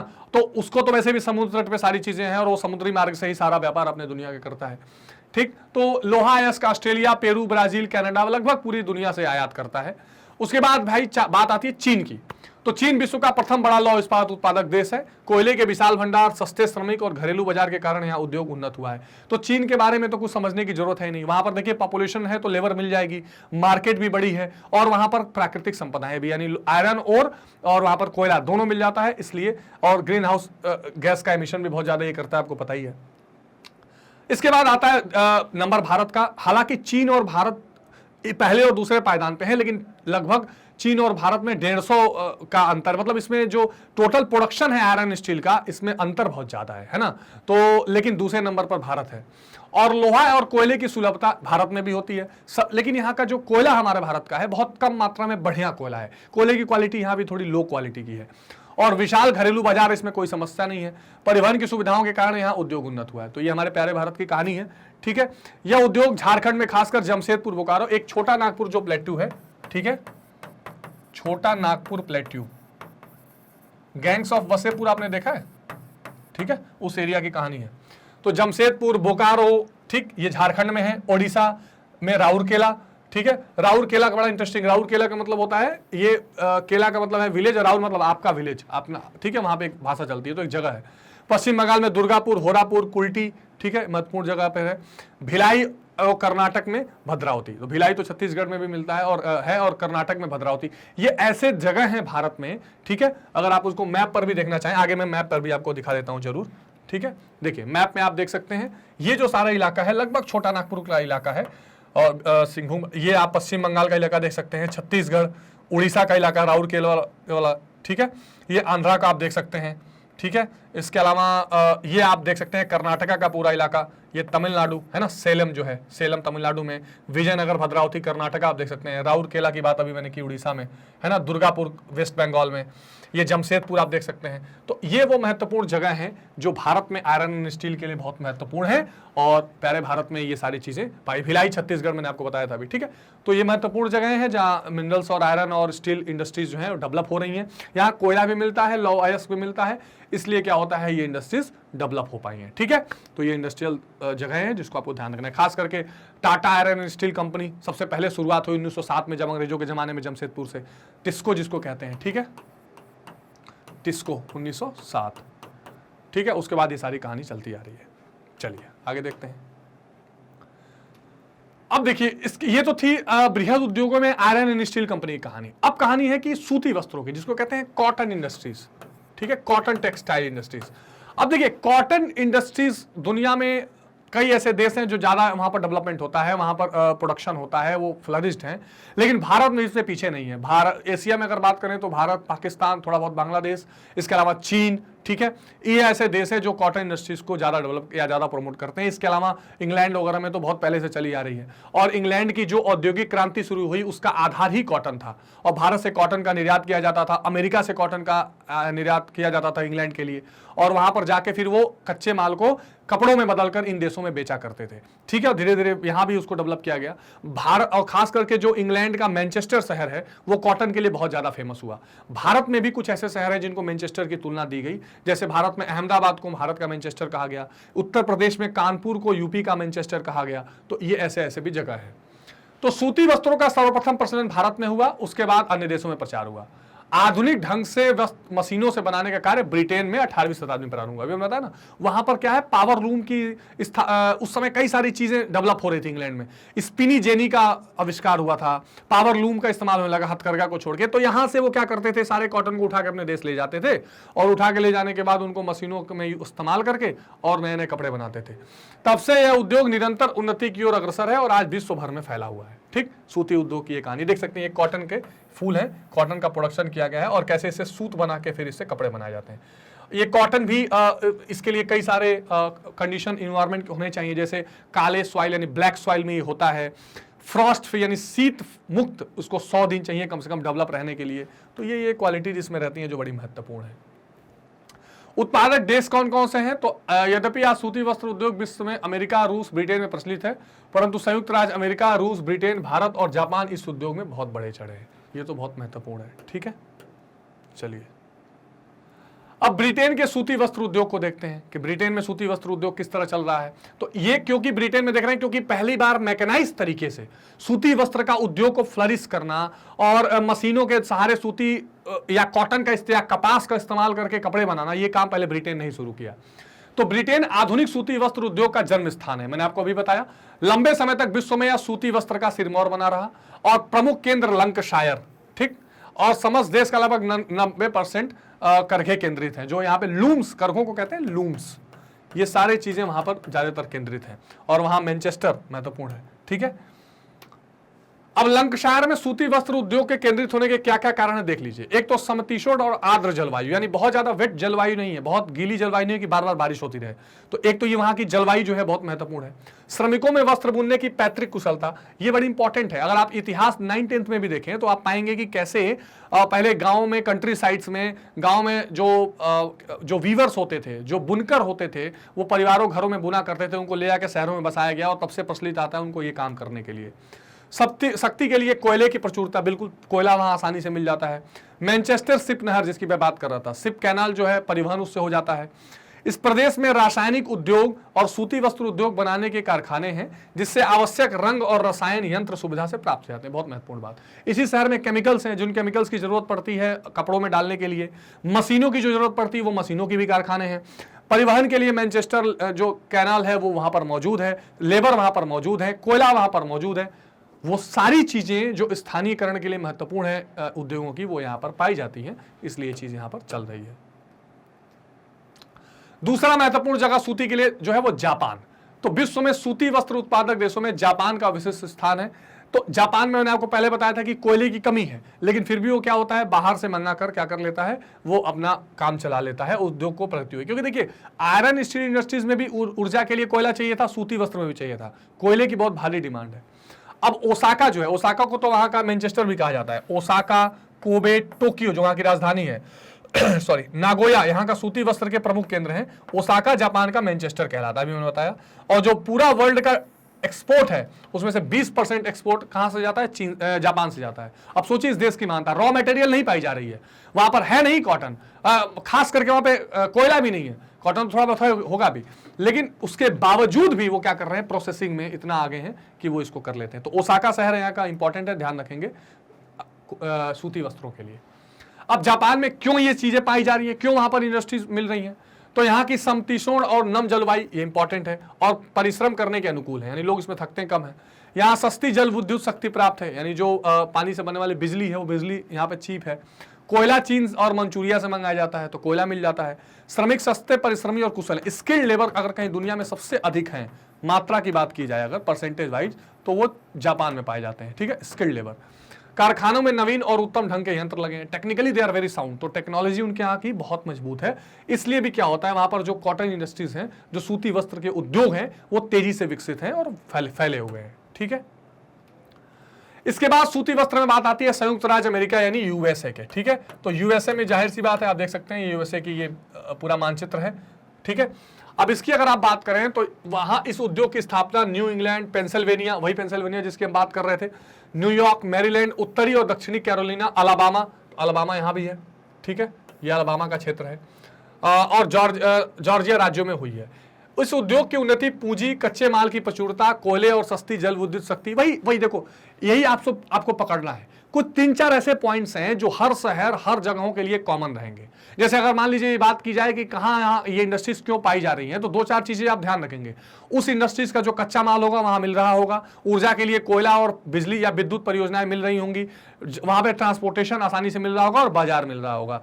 और अगर सूती वस्त्र है तो रंगने और छपाई के लिए स्वच्छ जल की सुविधा, जलवायु अच्छी होगी, सस्ते परिवहन के साधन होंगे और बाजार, देखो सारे कॉमन चीजें हैं वहां ये पाई जाती है, इसलिए यहां पर भी कॉटन इंडस्ट्रीज क्या है। और अमेरिका में भी बहुत कॉटन का उत्पादन होता है।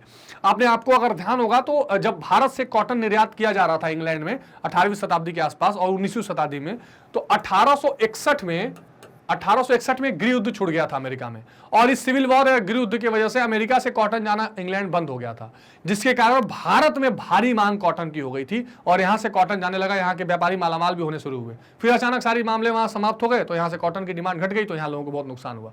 तो मैं इसलिए बताना चाह रहा था कि शुरुआत से ही अमेरिका में जो कपास का उत्पादन है वो होता रहा है, और बाद में फिर इंडस्ट्रीज भी उस तरह से डेवलप होती चली गई। फिर नंबर आता है रूस का, जाहिर सी बात है, तो रूस जो है वो प्रमुख सूती वस्त्र उत्पन्न करने वाला देश है। चीन और भारत के बाद रूस सबसे अधिक सूती वस्त्र बना रहा है, और इसमें मॉस्को, लेनिनग्राड और कोलिमिन ये ज्यादा इंपॉर्टेंट क्षेत्र हैं। इसके अलावा मध्य एशिया, सेंट्रल एशिया की बात करें आप, नीचे और आ जाएं तो ताशकंद, फरगना, अश्काबाद, अजरबैजान, लेनिनाकर अति महत्वपूर्ण केंद्र है। पहले ये रूस और ये कई सारे देश मिलकर सोवियत संघ हुआ करते थे, बाद में सब अलग अलग हो गए। तो आप कह सकते हैं कि एशिया में कॉटन इंडस्ट्रीज का बोलबाला है। मतलब अगर आप देखिए यूरोप में और एशिया दोनों में रसिया आता है। इसके अलावा जो ये आप अजरबैजान, ताशकंद, ये सारी चीजें जो आप देख रहे हैं, ये सारे जो जगह हैं, ये सारे तजाकिस्तान में, ये सारी भी चीजें एशिया से संबंधित है। भारत और चीन, जापान, ये सब एशिया में है। तो आप कह सकते हैं कि एशिया में जो है जो सूती वस्त्र उद्योग, यानी अगर आपसे क्वेश्चन पूछा जाए कि किस कॉन्टिनेंट, या आप कह सकते हैं कि किस कॉन्टिनेंट में सबसे ज्यादा जो है सूती वस्त्र उद्योगों का डिस्ट्रीब्यूशन है या ज्यादा अच्छा पाया जा रहा है, तो आप एशिया का नाम उसमें ले सकते हैं। और प्रमुख जो सूती वस्त्र उत्पादक देश हैं, भारत, चीन, जापान, अजरबैजान, रसिया, ये सारे चीजें इसमें देखने के लिए आपको मिल जाएंगे। ठीक है, चलिए आगे चलते हैं। चीन, अभी हम बात कर ही रहे थे, तो चीन विश्व का सबसे बड़ा सूती वस्त्र उत्पादक देश है, और इसका सबसे बड़ा कारण देश का आंतरिक बाजार है। देखिए ये तो इंपॉर्टेंट बात है, जिस चीज का मार्केट, पूरा जो उद्योग का तंत्र है वो किस चीज पर निर्भर करता है, थोड़ा सा अर्थशास्त्र में अगर आप आ जाए, मांग और सप्लाई पे, मांग और पूर्ति पर। तो अगर मांग होगी तो पूर्ति तो बढ़ने की स्वाभाविकता है। तो अब मान लीजिए अगर वहां पे बहुत बड़ा बाजार है, मांग हो रही है, और अगर वहां उस तरह का जलवायु भी है, उस तरह की सारी चीजें, श्रम भी मिल जा रहा है, जल शक्ति परियोजनाएं हैं विद्युत के लिए, परिवहन आसान है, तो वो तो हो ही जाएगा। और जापान का जो संघाई शहर है ये सबसे इंपॉर्टेंट है, और इसको चीन का, सॉरी जापान में कह रहा था, चीन का जो संघाई शहर है इसको चीन का मैनचेस्टर कहते हैं। यहाँ बहुत कॉटन इंडस्ट्रीज हैं, तो संघाई, हकाऊ, नॉनकिंग, क्वांगचाऊ, चेंगचाओ, टिटिनसन, सेनियंग, ये सारे क्या है, सूती वस्त्र के महत्वपूर्ण केंद्र हैं, और संघाई को चीन का मैनचेस्टर कहा जाता है। तो भारत का मैनचेस्टर अहमदाबाद, जापान का मैनचेस्टर ओसाका, चीन का मैनचेस्टर संघाई, ये ध्यान रखेंगे, इंपॉर्टेंट है।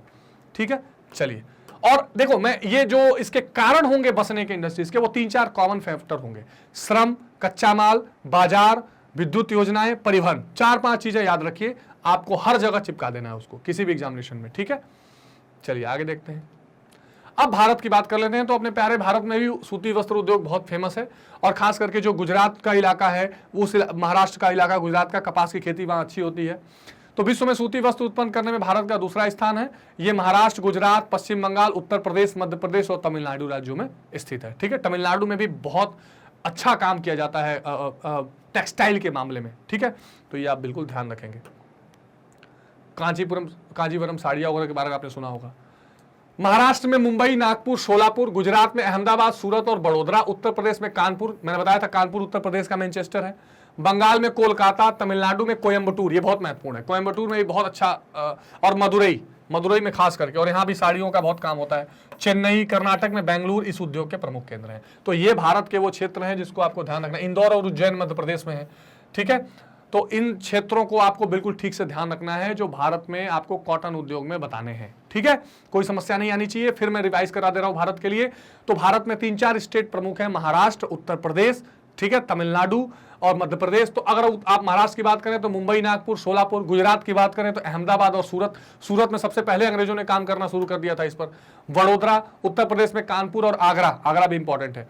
मध्य प्रदेश में इंदौर और उज्जैन। पश्चिम बंगाल में कोलकाता। तमिलनाडु में कोयम्बटूर और मदुरई और चेन्नई, ठीक है। चेन्नई भी, चेन्नई तमिलनाडु की राजधानी हमको पता है। कर्नाटक में बेंगलुरु इस उद्योग के प्रमुख केंद्र है, ठीक है। चलिए अब देखिए, ये हो गया, हमने बृहद उद्योगों में 2 तरह के उद्योग की बात की। एक लौ और इस्पात यानी आयरन एंड स्टील की बात की, एक हमने सूती इंडस्ट्री यानी कॉटन इंडस्ट्रीज की बात की। अब थोड़ी सी बात कर लेंगे जो उच्च प्रौद्योगिकी के उद्योग के कंसेप्ट आ रहे हैं, यानी हाई टेक्नोलॉजी और इनोवेशन। आप जान रहे हैं कि पूरी दुनिया में टेक्निकल इंडस्ट्री, टेक्नोलॉजी की जो बात है वो बहुत तेजी से फैल रही है। सारी चीजें हाईली मैकेनाइज्ड हो रही हैं। आपने नया अभी सुना होगा आर्टिफिशियल इंटेलिजेंस, एक नया कंसेप्ट आया है जिसकी चर्चा मैंने पहले भी की थी कि एक ऐसा तकनीक आएगा जब आप मानव को कुछ करने नहीं रहेगा, मानव के जगह वो तकनीक इस्तेमाल करके, दिमाग उस मानव के जैसा इस्तेमाल करके वो टेक्निक काम करेगी।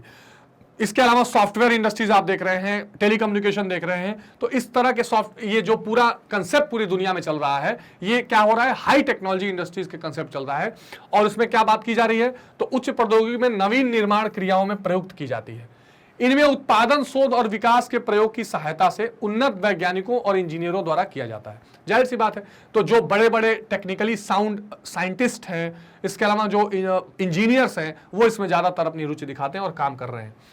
श्रमिक शक्ति का अधिकांश भाग व्यावसायिक होता है, जो तकनीकी रूप से दक्ष, और व्यावसायिक श्रमिकों की संख्या अधिक होती है। देखिए 2 तरीके के व्हाइट कॉलर जॉब होता है, एक ब्लू कॉलर जॉब होता है। जो लेबर के तौर पे काम करते हैं ब्लू कॉलर जॉब होती है, जो प्रोफेशनल के तौर पे काम करते हैं व्हाइट कॉलर जॉब कहा जाता है, ठीक है। तो ये जो लोग होते हैं ये पूरी तरह प्रोफेशनल होते हैं, जिनको हम व्यावसायिक वर्कर्स कहते हैं। प्रोफेशनल वर्कर्स हैं जो तकनीक में, विज्ञान में बहुत दक्ष हैं या बहुत निपुण हैं या बहुत हाईली टेक्निकली साउंड हैं, ये लोग इसमें काम कर रहे हैं।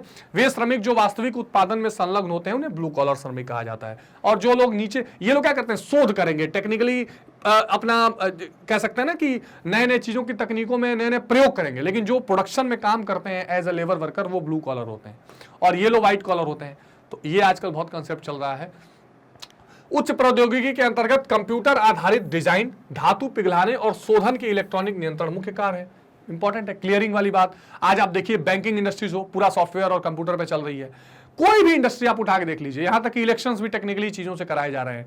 तो ये जितने साइंस और कंप्यूटर पर आधारित उद्योग हैं, जितने भी तरीके के, अभी मैंने आपको आर्टिफिशियल इंटेलिजेंस बताया, इसके अलावा भी आप सुन रहे होंगे आजकल डिजिटल करेंसी की भी बात चल रही है। आप देखिए यूपीआई पेमेंट्स हो रहे हैं, कहीं भी आपको जो है पैसे देने की जरूरत नहीं है, आप सिंपली स्कैन करके पेमेंट कर सकते हैं। डिजिटल करेंसी, क्रिप्टो करेंसी क्या है, माइनिंग, ये सारी चीजें क्या है, ये उच्च प्रौद्योगिकी यानी हाई टेक्नोलॉजी के अंतर्गत आने वाली चीजें हैं जो देश के लिए बड़ी महत्वपूर्ण है। इनके विशाल भवन, कारखाने और भंडारों के स्थान पर साफ सुथरे बिखरे कार्यालय और प्रयोगशालाएं मिलती हैं, ठीक।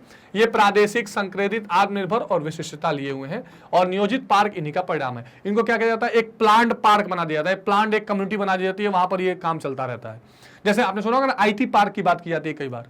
यह प्रौद्योगिकी ध्रुव या इंडस्ट्रियल हब्स कहलाते हैं।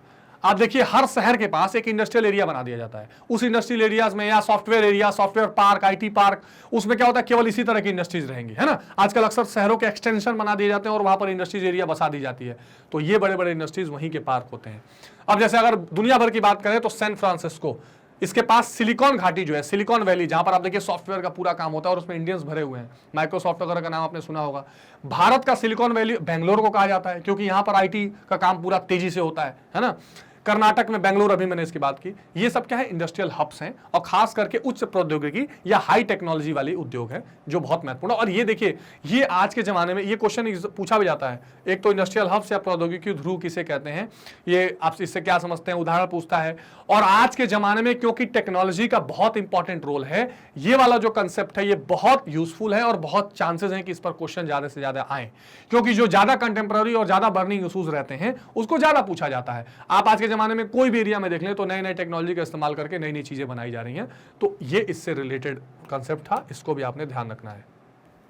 अब मैंने लास्ट में आपको मैप एक बार और दिखा दिया, ये पूरा यूएसए का मैप मैंने ले लिया था कि आप देख लें, जैसे पेंसिल्वेनिया वाला जिस हम बार बार स्टेट की बात कर रहे थे अमेरिका में यहाँ है, ठीक है। अलाबामा की मैंने बात की वो यहाँ पर है, ठीक है। इसके अलावा ये कैलिफोर्निया, वॉशिंगटन, ठीक है। ये सारी चीजें आप देख लीजिए। एक बार मुझे आपको ये मैप दिखा देना था, हालांकि बीच में मैंने चर्चा कर दी थी, फिर ये आप देख सकते हैं। ग्रेट लेक्स वाला इलाका, ये अटलांटिक क्षेत्र के कोस्टल इलाका है, ठीक है, जिसकी चर्चा हमने बार बार की थी। तो ये एक बार आप स्क्रीनशॉट भी ले सकते हैं, देख भी सकते हैं जनरल समझ बनाने के लिए, ठीक है। ये पूरे विश्व का भी एक साथ मैप मैंने आपको दिखा दिया। ये रूस वाला इलाका जो पूरा है, इसके बाद इसके साथ ये अफ्रीका का पूरा कॉन्टिनेंट, ये अपना प्यारा भारत, ठीक है। ये देखिए ये जापान का इलाका, जापान की चर्चा हमने की थी, ठीक है। वैसे तो हम मैप वर्क अलग से करेंगे, लेकिन आपको ये पता होना चाहिए। ऊपर बड़े में आप रशिया देख रहे हैं, बगल में यूक्रेन देख लेंगे। ये क्या है, दक्षिणी उत्तरी अमेरिका है, नॉर्थ अमेरिका उसके देश हैं। ऊपर कनाडा, बीच में क्या है, अमेरिका, फिर मैक्सिको। नीचे ये आपका दक्षिणी अमेरिका है, जिसमें उरुग्वे, पैराग्वे, अर्जेंटीना, ये सारे देश रहते हैं, ठीक है। ये अफ्रीका कॉन्टिनेंट है, तो ये ऑस्ट्रेलिया, तो ये तो आप देख सकते हैं। ये महत्वपूर्ण चीजें आपके हिसाब से मिल जाएंगी, ठीक है। चलिए, ठीक है। अब इस मैप की चर्चा मैंने आपसे शुरू में भी कर ली थी। ये भारत के वो क्षेत्र हैं जहां पर इंडस्ट्रीज की बात हमने की थी, जिसमें आप देख सकते हैं फिर से जमशेदपुर यहां पर आपको मिल जाएगा, ये आपको मिल जाएगा भिलाई जो छत्तीसगढ़ में है, दुर्गापुर, इसके अलावा राउरकेला उड़ीसा वाला मिल जाएगा, ठीक है। विजाग जो सेलम है, जिसको कहते हैं विशाखापट्टनम, विजयनगर जो है ये कर्नाटका में आपको मिल जाएगा, ये इंपॉर्टेंट है, भद्रावती। तो ये सारे वो स्टेट्स हैं, वो जगहें हैं जो आपको ध्यान में रखने हैं, और जो आपके स्टील प्लांट्स के लिए और आयरन, खास करके स्टील प्लांट्स के लिए फेमस है, ठीक है। चलिए, चिंता मत करिए, मैप वर्क में और डिटेल में करेंगे, मैं स्टेट वाइज आपको अलग से कराऊंगा। अभी हम वन शॉट रिवीजन कर रहे हैं, तो ये चीजें मैंने आपको फॉर एन आइडिया बता दी थी, ठीक है। फिर एक बार वही अमेरिका की मैंने आपको मानचित्र शो कर दिया, ठीक है। तो ये इस चैप्टर का महत्वपूर्ण कंसेप्ट था जो हमने वन शॉट में करने की कोशिश की है। जो द्वितीय क्रियाएं हैं, सेकेंडरी क्रियाएं हैं, जो आपके पूरे अर्थव्यवस्था का सबसे महत्वपूर्ण पार्ट है। सबसे महत्वपूर्ण इसलिए मैं कह रहा हूं क्योंकि इसमें ज्यादातर संभावनाएं बन सकती हैं कि जो एग्रीकल्चर पर ज्यादा बर्डन है वहां से लोगों को ट्रांसफर किया जाए। और द्वितीय क्रियाएं हैं क्या, कच्चे माल से अंतिम वस्तु बनाना, यानी रॉ मटेरियल को फिनिश गुड्स में चेंज कर देना, वो एक तरह से पूरा क्या है, हमारा द्वितीय कार्य कहलाता है, सेकेंडरी सेक्टर या सेकेंडरी क्षेत्र कहलाता है। इसमें कई तरीके का वर्गीकरण हमने देखा, स्वामित्व के आधार पर देखा कि प्राइवेट हो सकती हैं, गवर्नमेंट हो सकती हैं, या मिक्स्ड तरह की हो सकती हैं इंडस्ट्रीज। हमने कच्चे माल के हिसाब से देखा कि वनों पर आधारित होंगी, कि रसायन पर आधारित होंगी, कि एग्रीकल्चर पर आधारित होंगी, वो हमने देखा। उसका बड़ा कितना होगा, कुटीर उद्योग, लघु उद्योग या बृहद उद्योग है, कुछ नए नए तरीके के उद्योग पनप रहे हैं, उनकी भी चर्चा की। तो उद्योग से रिलेटेड, विनिर्माण से रिलेटेड जो क्षेत्र है और कार्य हैं, ये द्वितीय कार्य में आते हैं, जो आपकी परीक्षा के दृष्टिकोण से बेहद महत्वपूर्ण है। कोई और कंफ्यूजन हो तो आप जरूर कमेंट सेक्शन में बताइएगा। सारे के सारे चैप्टर्स हम कवर करेंगे, हमने कुछ चैप्टर्स कर भी दिए हैं, उसको बार बार पढ़ते रहिए और बताते रहिए। क्योंकि मैग्नेट ब्रेन्स हिंदी पर आपको क्या है, जो इंडिया का number 1 free online education platform है, आप यहां पर बेसिकली सारी चीजें निःशुल्क पढ़ाई कर सकते हैं। इसकी अपनी वेबसाइट भी है magnetbrains.com, इस पर जाकर आप स्टेट या CBSE board Hindi medium select कर सकते हैं, और वो सेलेक्ट करने के बाद आप मेरे साथ क्या पढ़ सकते हैं, कक्षा 12 के जो सामाजिक विज्ञान, यानी कि उसमें राजनीति शास्त्र, जिसको सिविक्स यूपी बोर्ड में कहा जाता है, और राजनीति शास्त्र सीबीएसई में, ठीक है। इसके अलावा इतिहास, जियोग्राफी, सारी चीजें आप मेरे साथ पढ़ाई कर सकते हैं, जिसमें आप क्या मिलेंगे, आपको सीबीएसई एनसीईआरटी पर सारा सिलेबस मिलेगा, पूरे विषय का संपूर्ण विवरण मिलेगा। इसके अलावा one shot revisions, MCQs, concept videos, सारी चीजें एनसीईआरटी बेस्ड पूरा वीडियो ट्यूटोरियल, बिल्कुल निःशुल्क, कोई पैसा आपको पे नहीं करना है, फ्री ऑफ कॉस्ट आप पढ़ाई कर सकते हैं। बस ज्यादा से ज्यादा आपको क्या करना है, शेयर और सब्सक्राइब करना है, क्योंकि मैग्नेट ब्रेन्स हिंदी पर कक्षा 6 से 12 तक के लिए बिल्कुल निःशुल्क शिक्षा प्रोवाइड की जा रही है, चाहे आप किसी भी स्टेट बोर्ड या सीबीएसई बोर्ड से पढ़ते हो। पूरी एनसीईआरटी कवर की जाएगी, कंसेप्ट वीडियोस मिलेंगे, एमसीक्यूज मिलेगा, previous year question, most important question, each and everything, और कोई पेड सब्सक्रिप्शन नहीं लेना है। तो ज्यादा से ज्यादा लाइक, शेयर और सब्सक्राइब करिए। कोई परेशानी हो तो कमेंट सेक्शन में जरूर बताइए, अपनी फीडबैक भी जरूर दीजिए। मिलते हैं अगली वीडियो में अगले चैप्टर के साथ, तब तक टेक केयर, गुड बाय।